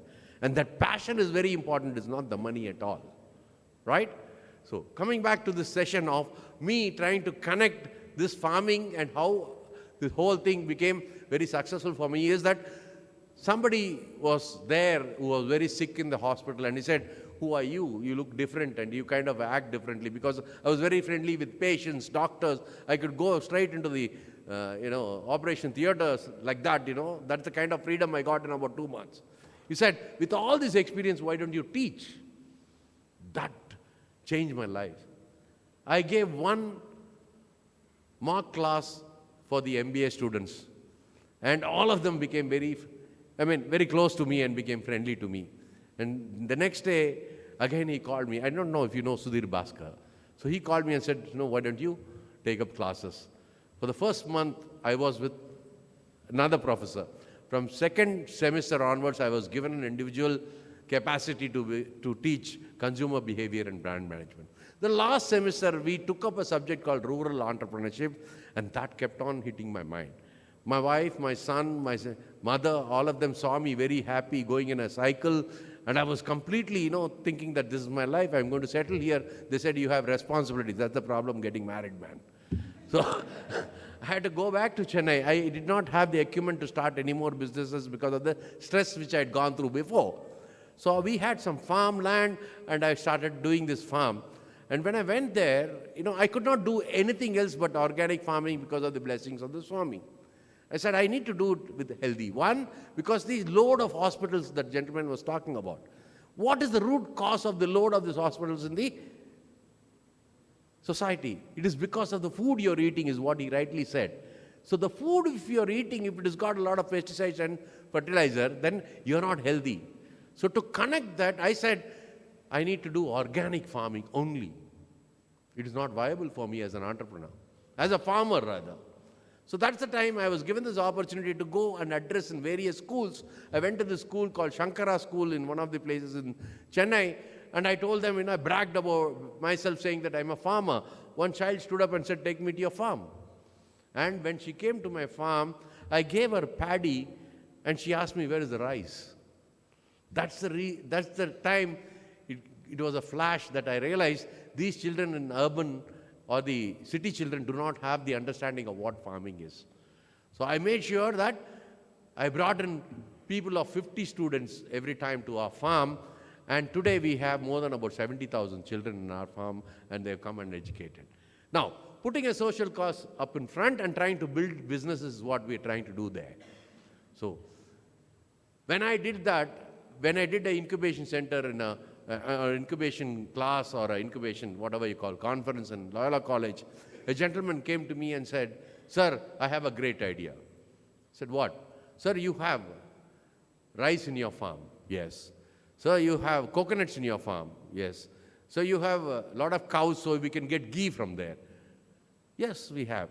"So why don't we start an organic idli kadai?" Right? Now look at it. You don't have middlemen. It is directly from the farmer to the customer. Customer is very important. He gets the best of the best food at a reasonable price because you don't have middlemen. So that is the thinking you people should get and give it to elderly people like me. I'm actually younger than you, but in the sense, my passport doesn't agree to that. So more important is that for you to get that kind of an innovation, and today the world is so dynamic, all of you know what was 5 years ago is not the same today. You people are doing BBA and then MBA, we do not know for what. Okay? 2 years we never even went to college, right? Did you go to college? But still you graduated yourself on so many other aspects. But today, why are you coming to college? What is one thing you have as a choice? Mata Pita? Mata Pita? Do you have choices in any of these four? You don't have any of those choices in any of these four, right? The Mata, you can't change. So same way, the only reason why you come to college is to understand how you should behave with the society, first point. Second point is your choice, because you can choose your own friend here. So next time when somebody says, Mata, Pita, Guru, Devam, you say, add one more word to it called friend. So Mata, Pita, Guru, and louder. These friends are the most important people in your life. And you can find them only in colleges. Even today, if I had had the biggest fight with my friend, but today we are great friends after about 40 years. So remember to have that friend. Swami is always your friend in your heart, but you need a physical friend to share whatever you want. Anyway, coming back to this concept of mine called Farm Guru. It's an entrepreneurship which is actually agri-based entrepreneurship, and I started bringing school children, and my objective is to tell these children how to create organic rice. And I went to M.S. Swaminathan. M.S. Swaminathan is the father. There's a photograph there, if you can show that. So he passed away last September. So I went to him and told him, sir, I have this concept and I would like to do this for all the school children. He stood up at 93 years old. He stood up, hugged me and said, this is what exactly I want to do all my life.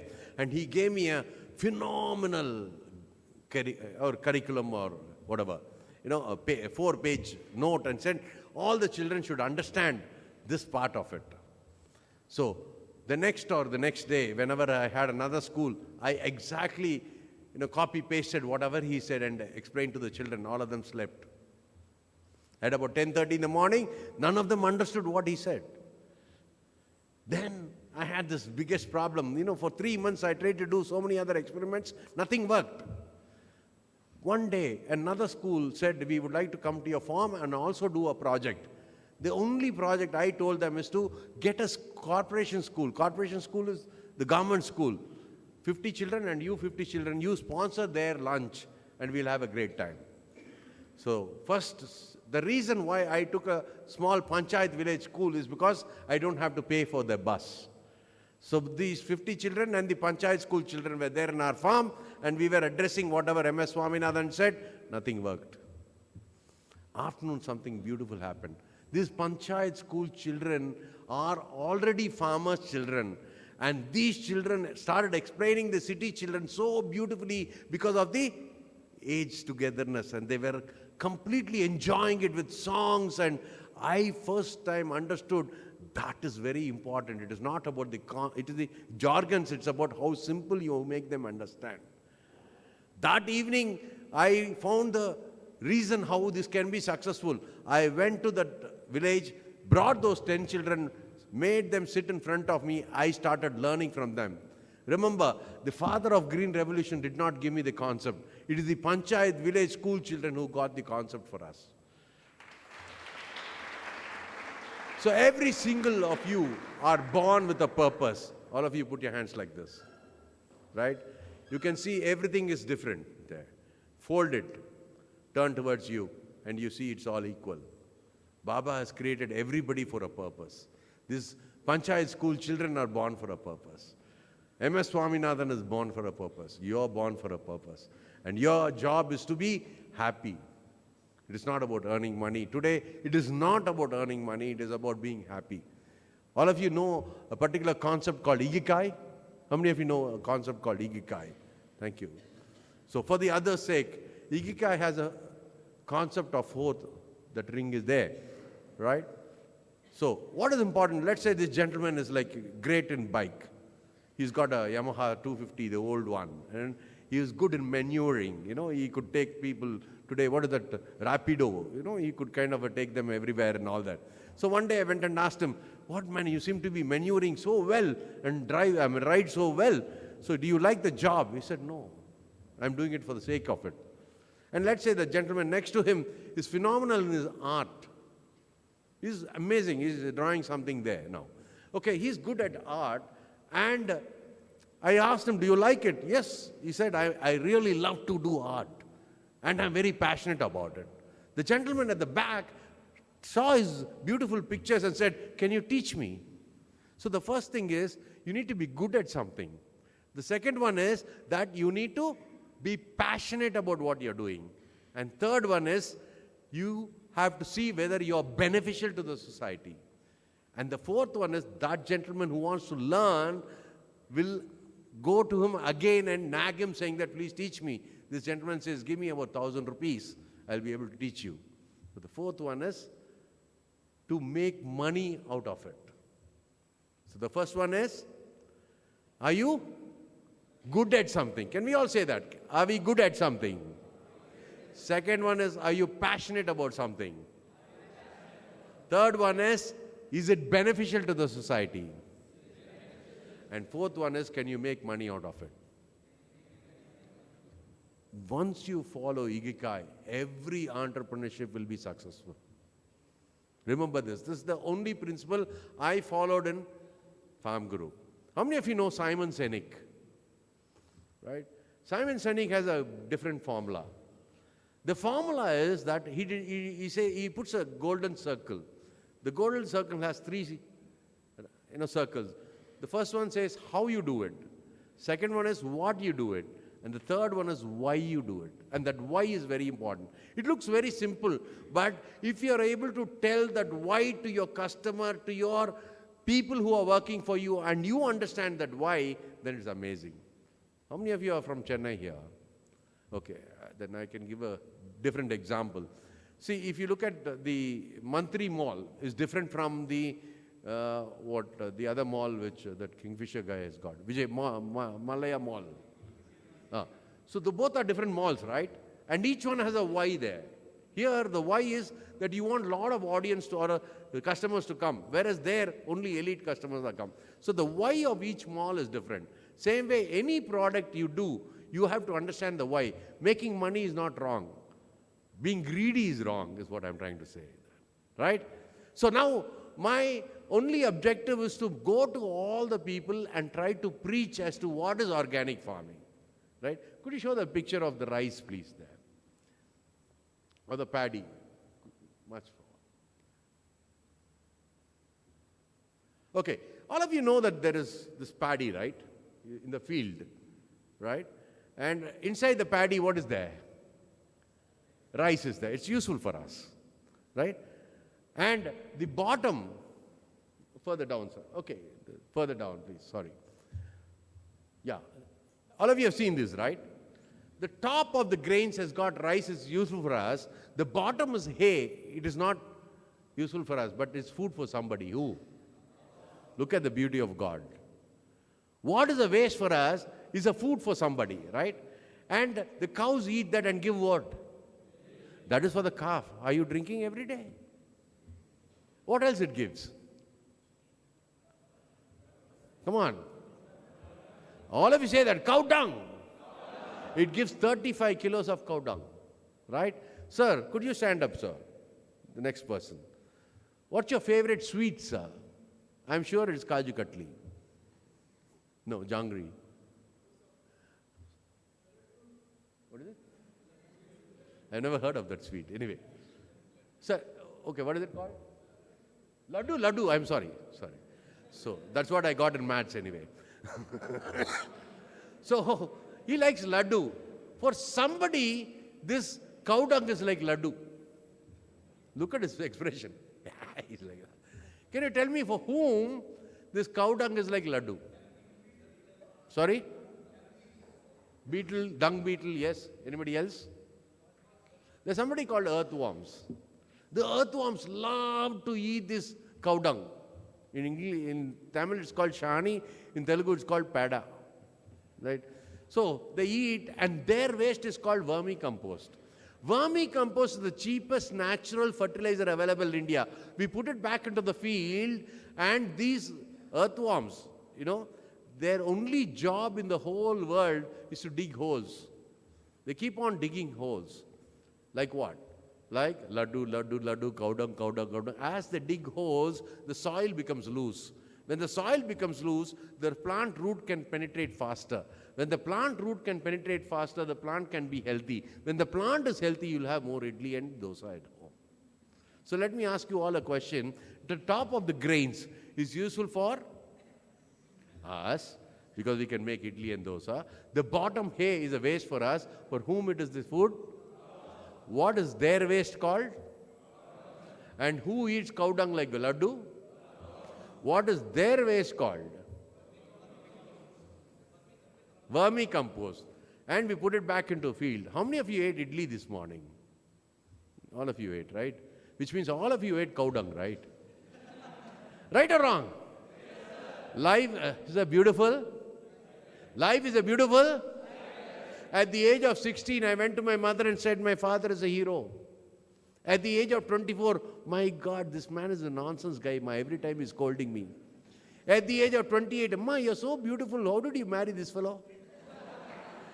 At the age of 32, I have a son. I go to my mother and say, Amma, you might be talking so much of nonsense. Now I understand the difficulty of being a father. I know that he's talking sense sometimes. Today I'm 57 years old. 10 days ago, I went to my mother and said, my father is a hero.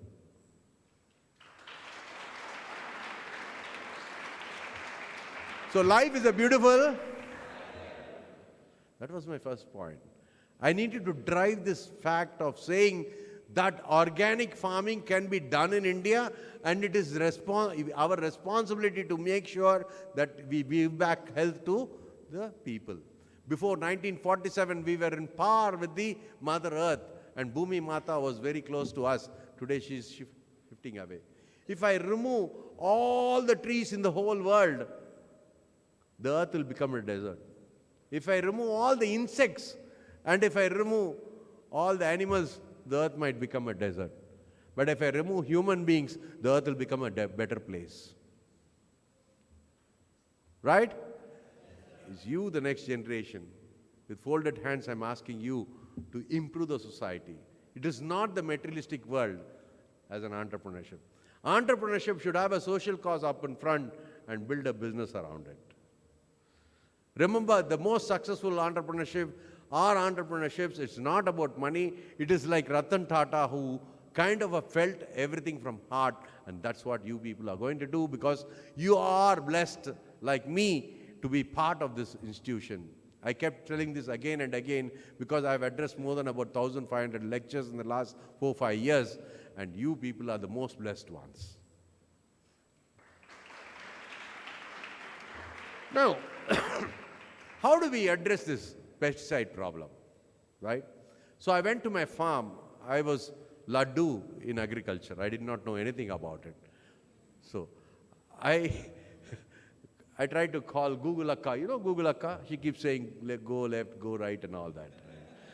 So I called her and I took some notes, but then again, experience is the mother of anything, right? So I called my manager, who's got an experience of 35 years, and told him I want to grow rice. Can you tell me what I should do? He gave me a 22-point system and said, 21st point, he said, I need to put a lot of pesticides. I said, what is pesticide? Pesticide is killing all the insects. I said, by killing all the insects, the whole ecology is lost. Not only that, I'm giving food which has got poison. Let me go back on a small data for you to connect as to why pesticides are bad. In 2004, Manmohan Singh became the Prime Minister. And Manmohan Singh suddenly got a call from an area called Vadhva area in Punjab. And the collector called him and said, sir, last year 39,000 people died in this district. But out of that, close to 21,000 people had cancer. And a lot of school children were having skin problems. So a committee was formed and asked them to go address and see what happened. When they went and saw, these farmers, instead of putting only this much of pesticide, were putting large amounts of pesticide which went into your chapati or your idli or rice and wheat, and you started eating poison, and that's why you had skin problem. So when you do not put any chemicals, such kind of a farming is called organic farming. So coming back to making these children understand as to why I should not put pesticides is that I called this manager who gave me this 23 points or 22 points, and the 22nd point is that you need to put a lot of pesticides. When I told him it's poison, he said, sir, if you do not put pesticides, you'll get only 20 bags of 75 kilos each of paddy. Otherwise, how much you'll get, I asked him. He said, 42 bags, sir. I said, I'm not going to give poison to anybody. And from the day I walked into that farm till today, I have not put a single drop of pesticide in my side of the farm.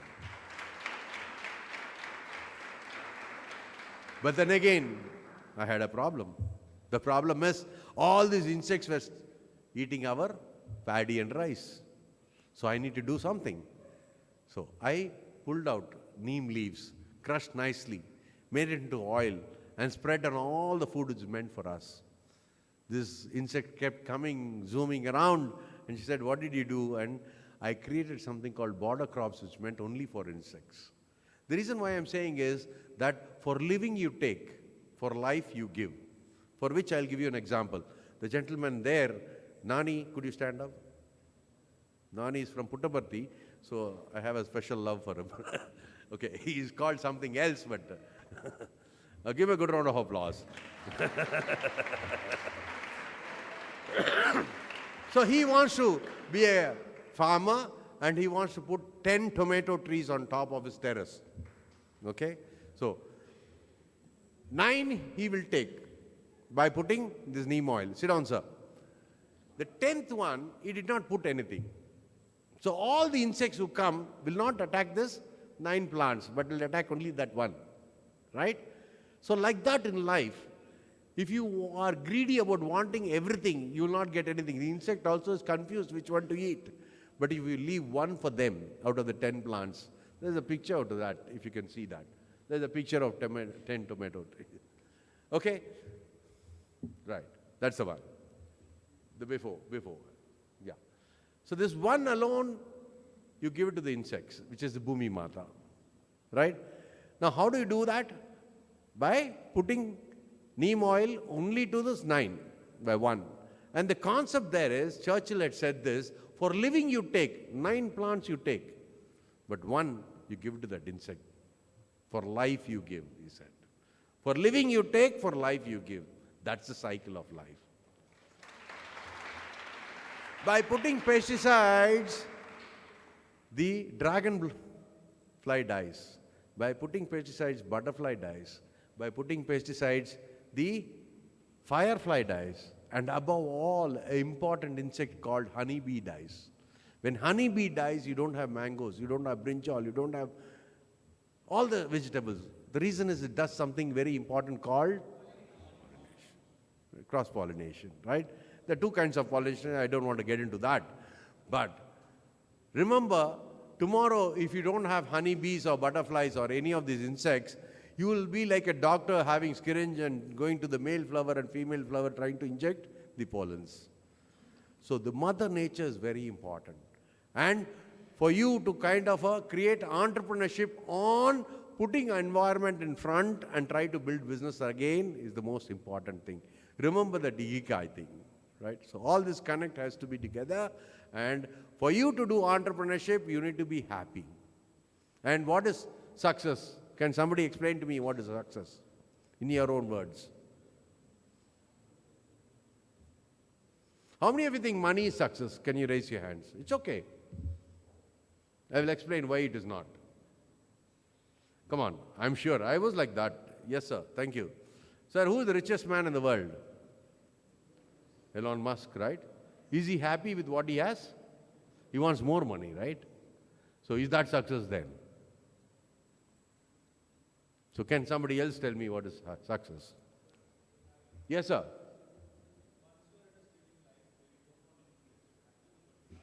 So one word he says happiness. Am I right? Can it be that way? So give him a good round of applause, please. How many of you agree happiness is success? Now let me come to another definition. Asking you a definition. What is happiness? So louder please. Sorry, I'm a little deaf. Okay, that's a good answer. Give him a good round of applause. Okay, let me define that because we don't have much time and I would like to have more questions from you. Okay, happiness is making somebody else happy. Think about it. You put a biscuit to a dog. Who's happy? Both of you. Which means you're selfish, right? You want to be happy and that's the reason why you put biscuit. Right? Remember this, when you're giving something, don't give like this. Put it in a platter and give it to somebody by being lower than the other fellow and you will realize that you'll have more. Put everything in the platter and say, take whatever you want. Believe me, you'll have more in life. When you start doing this, you're on top. So dog-man connection is that. Whatever you do, it gives back. Right? So happiness is making somebody else happy. Right? The cows are making the earthworms happy. Earthworms are in turn making us happy. And we are in turn making the cows happy. So it's a beautiful circle. So be happy always, and I wish you all the best, and may you all succeed by using this wonderful institution, and all of you have great future, which I am very confident of, because the only thing lacking in this society today is the integrity. And you people already have that. Moshi Moshi.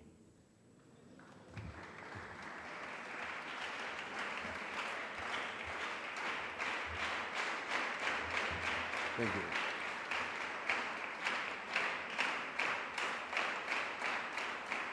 Thank you. Yes, sir, question and answers. Instead of going out, I thought all of us can hear the question and answers, right? Yes, sir. Come on, this is the time to interact, and it's an opportunity for me to learn.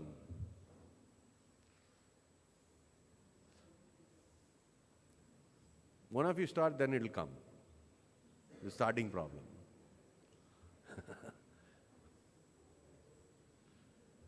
Sir is asking. Again, the same sir.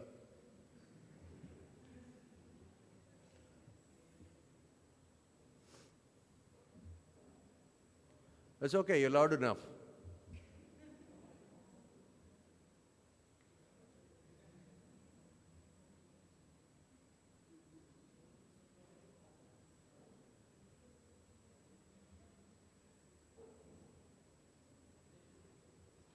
So come here.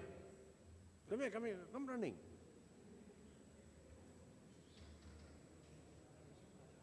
Yeah, ask the question here.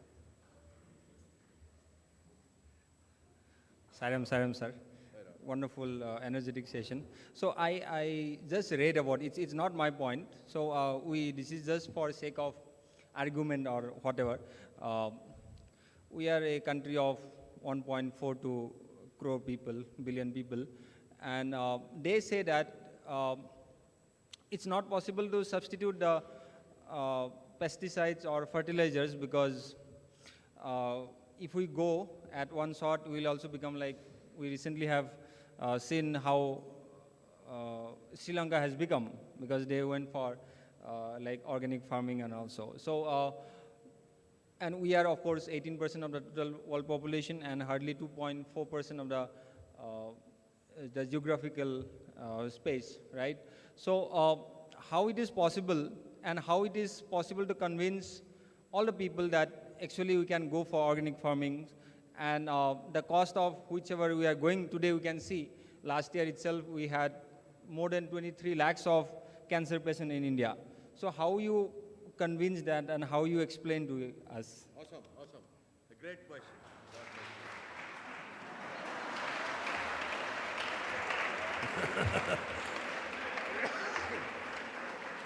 Okay, we have 1.4 billion people in India, and out of that, now the first thing is, because of him, I'm going to tell this to you. We are the fastest growing country in the world. All of you understand that? The way it goes, I mean, we're going to be number 2 in the world, and we are going to become the 5 trillion economy, all that. Okay, and the youngest country in the whole world is India, which is all of you. Okay, now his question is that Sri Lanka did a big mistake. What is the mistake? In 2013, they decided that they'll completely convert themselves into organic. Okay?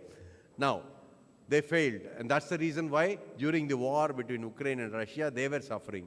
And the country is our country, which went and helped them in a different way. Okay, now one side is the human survival. The other side is the environment. We need to balance both. So when I said organic farming, it doesn't mean that we need to follow only the traditional methods. We need to find new innovative methods which will kind of not affect our health and also the environment. By putting a lot of fertilizer, what happens to the soil? It becomes like a big rock. So after 100 years, we might not have. There might be new techniques we do not know. From whatever existing techniques we have, today our job is to protect the Mother Earth, right?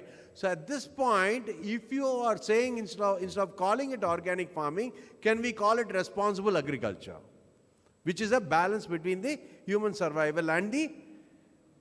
So MS Swaminathan is At that time, for us, the important part is that, let's say this gentleman is getting married. You'll get married, no, brother? Right. So this gentleman is getting married, and 1 month before the wedding, the mother would have so much of stuff brought at home, right? Rice, oil, some vegetables, onions, and all that will be there. Why? Because she wants to make sure that the guests are happy. For one small house, if a mother is taking care of so much, for a country of 1.4 billion, we need to be sure that we have our own food, right? And that protection is called food security. That protection is called food security. To have that food security, instead of borrowing it from other countries, M.S. Swaminathan at that point of time followed this path. But now we have realized, because of this pesticides, we are having loads on the hospital. By having loads in the hospital, it means there will be a lot of money from the health sector which will go through the finance, and a lot of money is being spent at the government hospitals. But if we are able to find out why their health problems are there, most of the people have analyzed saying that it's because of the food, which also Mr. Venkateshan had said before this. He said your health depends on your food. So how do we make that food very nutritious, healthy, at the same time safe for human beings, is something you, the next generation, have to give us, these old farmers, how to do it. So that gentleman is going to do a lot of study and probably do a PhD. Now that innovation, I'll tell you how it can happen. There is a coconut tree called Mangalore tall. Mangalore tall grows up to 90 feet. The issue today is that I cannot climb that 90 feet or 72 feet is what I have, the tallest tree in my farm. The advantage with that Mangalore tall is it gives 300 coconuts a year. There's another short fellow by name Pollachi dwarf. He grows around Coimbatore area. His growth is only about 22 feet max, or even less than that, 15 feet. But the disadvantage is that fellow will give you only about 50 coconuts a year, which is not enough for the farmer.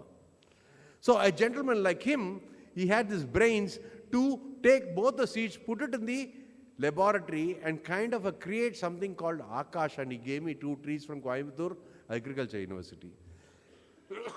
These 2 trees grow up to 30 feet, but at the same time give 250 coconuts, which is a balance between both. That is what is required today. That youngster, like this gentleman, had given us that innovation, and that innovation is very important for us to have this balance between the Mother Earth and the human survival. Okay, did I answer that, sir? Thank you, sir. Sai Ram, sir.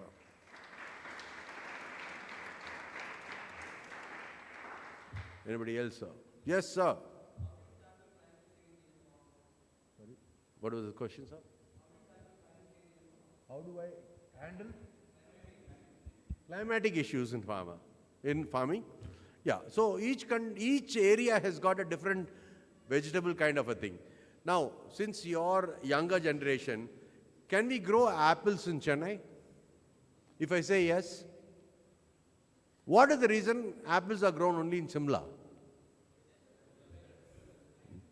Okay, I'm going to give you something very shocking thing. You know, for 1 kilo of rice, do you know how much of water is required? Sorry, sir? Roughly, come on.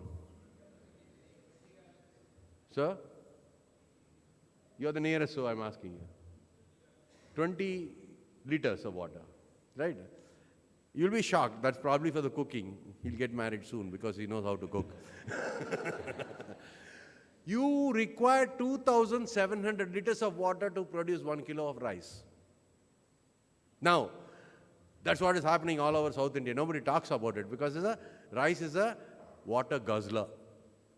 Okay, Israeli people, they saw that the only way to master this whole world is to have their own food. Because you can't beg food from somebody else. So they gave prime importance in agriculture, and they realized that they don't have water. So they put a tube, they put a hole, and the water went straight to the roots and not to the neck or the leaves.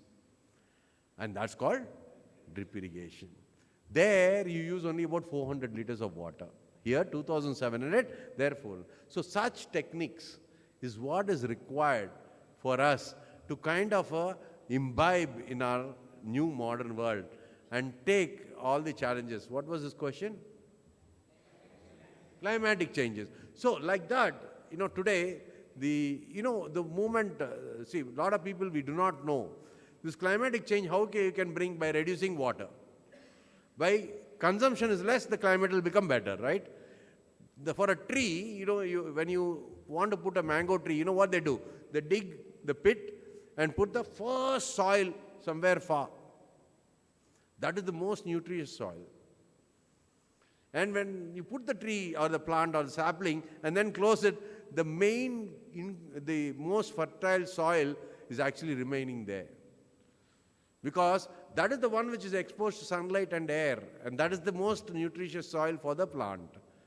So by doing such techniques, even in climatic changes, we can kind of adapt the modern techniques, which are the findings, and we can definitely reverse that. For example, if I say planting more trees will bring down the temperature, all of us agree? Now, yesterday I saw a video saying that a drone is able to plant 24/7 and can make a 1-acre forest in just about to say 1 day. That's a modern technique, right? So I'm not saying that you should follow the tradition alone. I'm saying use the modern techniques and kind of imbibe that, and you have an opportunity to become an entrepreneur in every one of this. For example, to make cow dung into dung, or small cakes, or to bring neem oil in a different aspect, or to give something which is equivalent to neem oil. My only thing is every time Australians come to my farm, because I'm one of those jeans farmer, right? Jeans meaning the wearing jeans. Okay, so these guys think I am learned so much. Actually, I do not know. My farmer knows so much better than me. He's differently learned. I am the confused guy there. Because these fellows will give all the books and they'll confuse me. I said the only way I can believe that yours is organic is if my earthworms are surviving. You give whatever you want, but my earthworm should survive. So that's the only benchmark I had. Got it? So we need to bring the techniques and the modern techniques to make sure the climate is reversed. Sir? Thank you.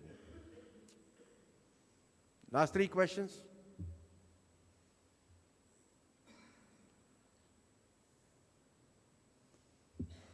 Yes, sir.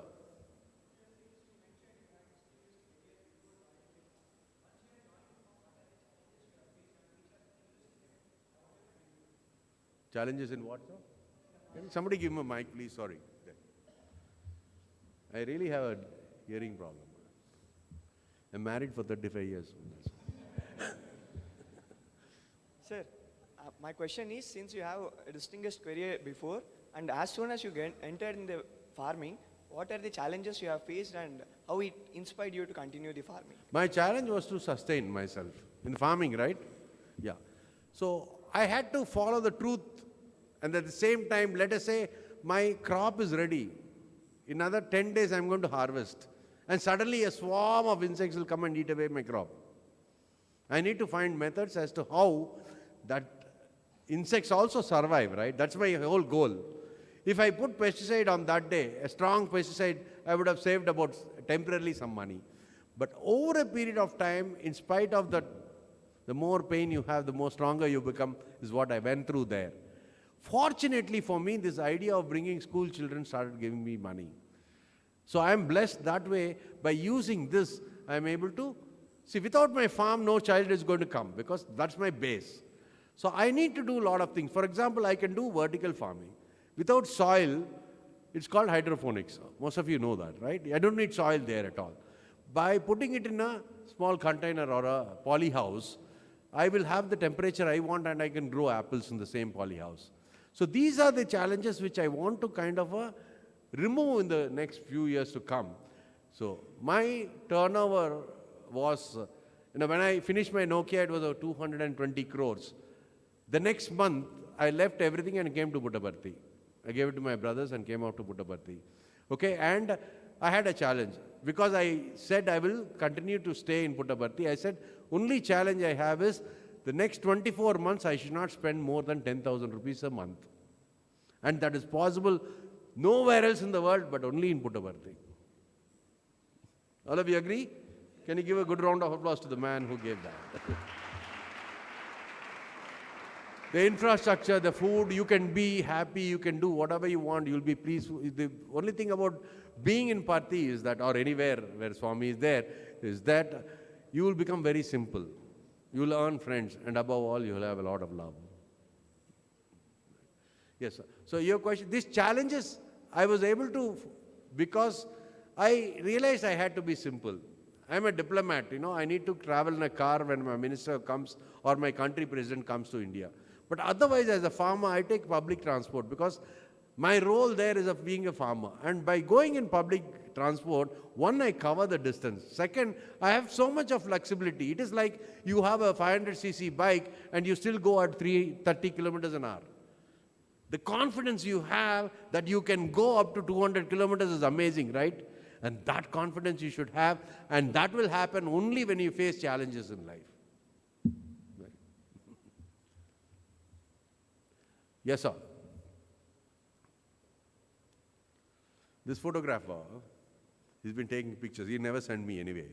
That photographer, he's a videographer, that gentleman. Sometimes, after 10 years, he might have taken the picture of these two.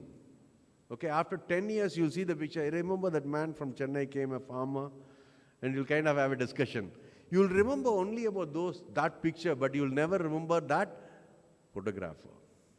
In life, what is important is to have empathy on that photographer. The reason why I'm saying is, before you even go to your classes, there's a man who will come and clean all your toilets. And that man is very important in your life, because if he doesn't do his job, you will not be able to go to your classes. Somewhere deep inside a village, a farmer is there who's giving you breakfast, lunch and dinner. And if we don't have empathy to that farmer, we'll kind of lost in life. Right, sir? So we'll conclude, sir. We still have another 10 minutes. Any last questions? Now, instead of swarming around here, which happened for me in Patti, let's do a discussion. That's why I thought I'll give about 20-25 minutes on question and answer, because I can learn from you. Yes, sir.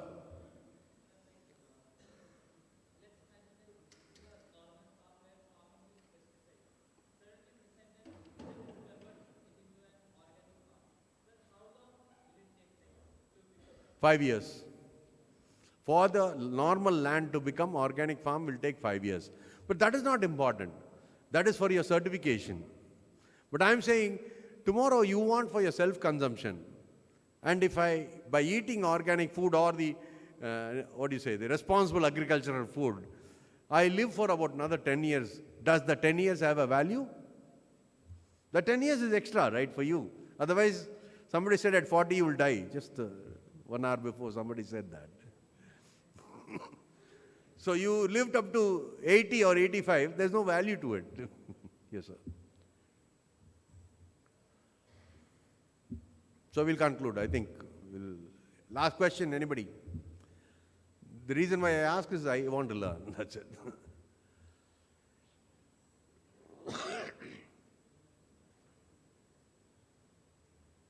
Okay, so I had the opportunity to meet Narendra Modi twice.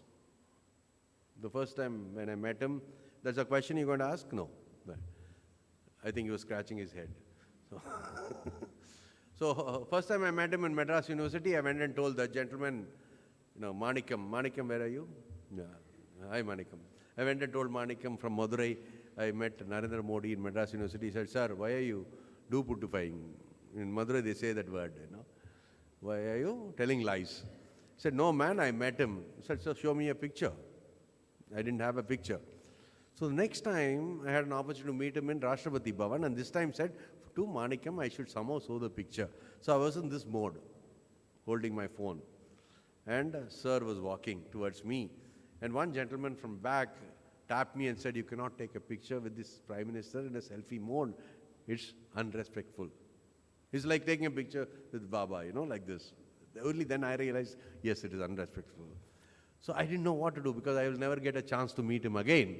So as he came near, as he was shaking hands, I wanted to show, my problem is not meeting Narendra Modi, to show Manikam that I have a picture with Narendra Modi.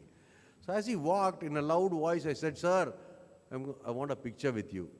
He never even bothered me. He went off up to 50 feet, he turned towards me, and when he saw me, I said, sir, he said, come. I ran, I cannot take a selfie. understanding my difficulty. The man who trapped me also came running with me and took 16 pictures with him. The issue is, the whole thing is not about me taking 16 pictures. The man who came and took 16 pictures is the vice president of a country called Republic of Seychelles. And why I'm narrating that is, every one of you, when you put your passion, when you put your work, not hard work. I would never say hard work. When it is hard work, it means you're not enjoying. If that gentleman is good in computer gaming, and if that is the work he is doing, which means he is passionate about it. With your passionate work, if you all do, each one of you will be already successful. You are, and you people will live happily ever after, and happiness is making somebody else happy. Moshi Moshi again. Thank you.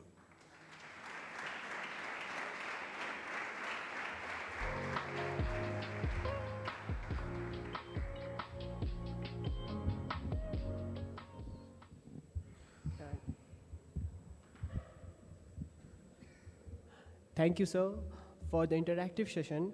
To highlight some of the points, sir taught us the three things that impact our life: strong, think, and positive, and exercise to tap into our patriotism. We also learned that the more pain you have in life, the more strong you get. Innovation can anytime come to young minds. Sir exemplify this statement by giving a beautiful example. We should always follow the calling in life. Sir also emphasize how love, empathy is important in life, and we should never judge a book by its cover. How friends play an important role in life, and how entrepreneurship is more about benefiting society than about making money. Sir also empathize as entrepreneur, we should always put environment in front and money in back. Thank you, sir, for this beautiful session. We hope that we can have more interactive sessions with you in the coming future. Now, I would like to invite Sir Dharmendra Kalita, Assistant Professor, Department of Management and Commerce, to hand over a token of gratitude to Professor M. Sathya Sai.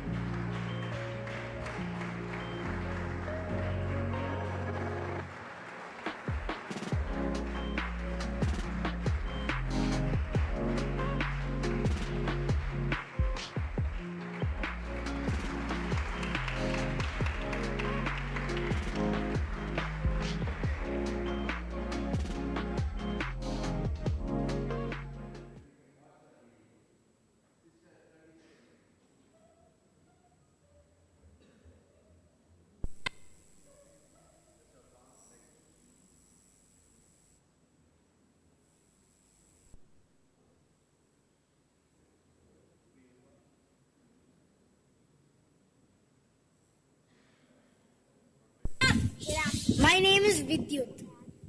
My favorite part about learning about it is soil and me. And then we did so many activities.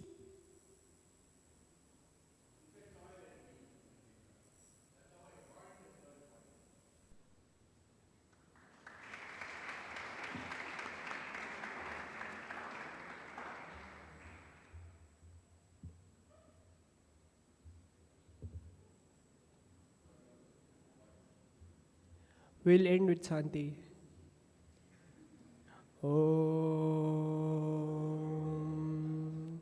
Shanti Shanti Shanti.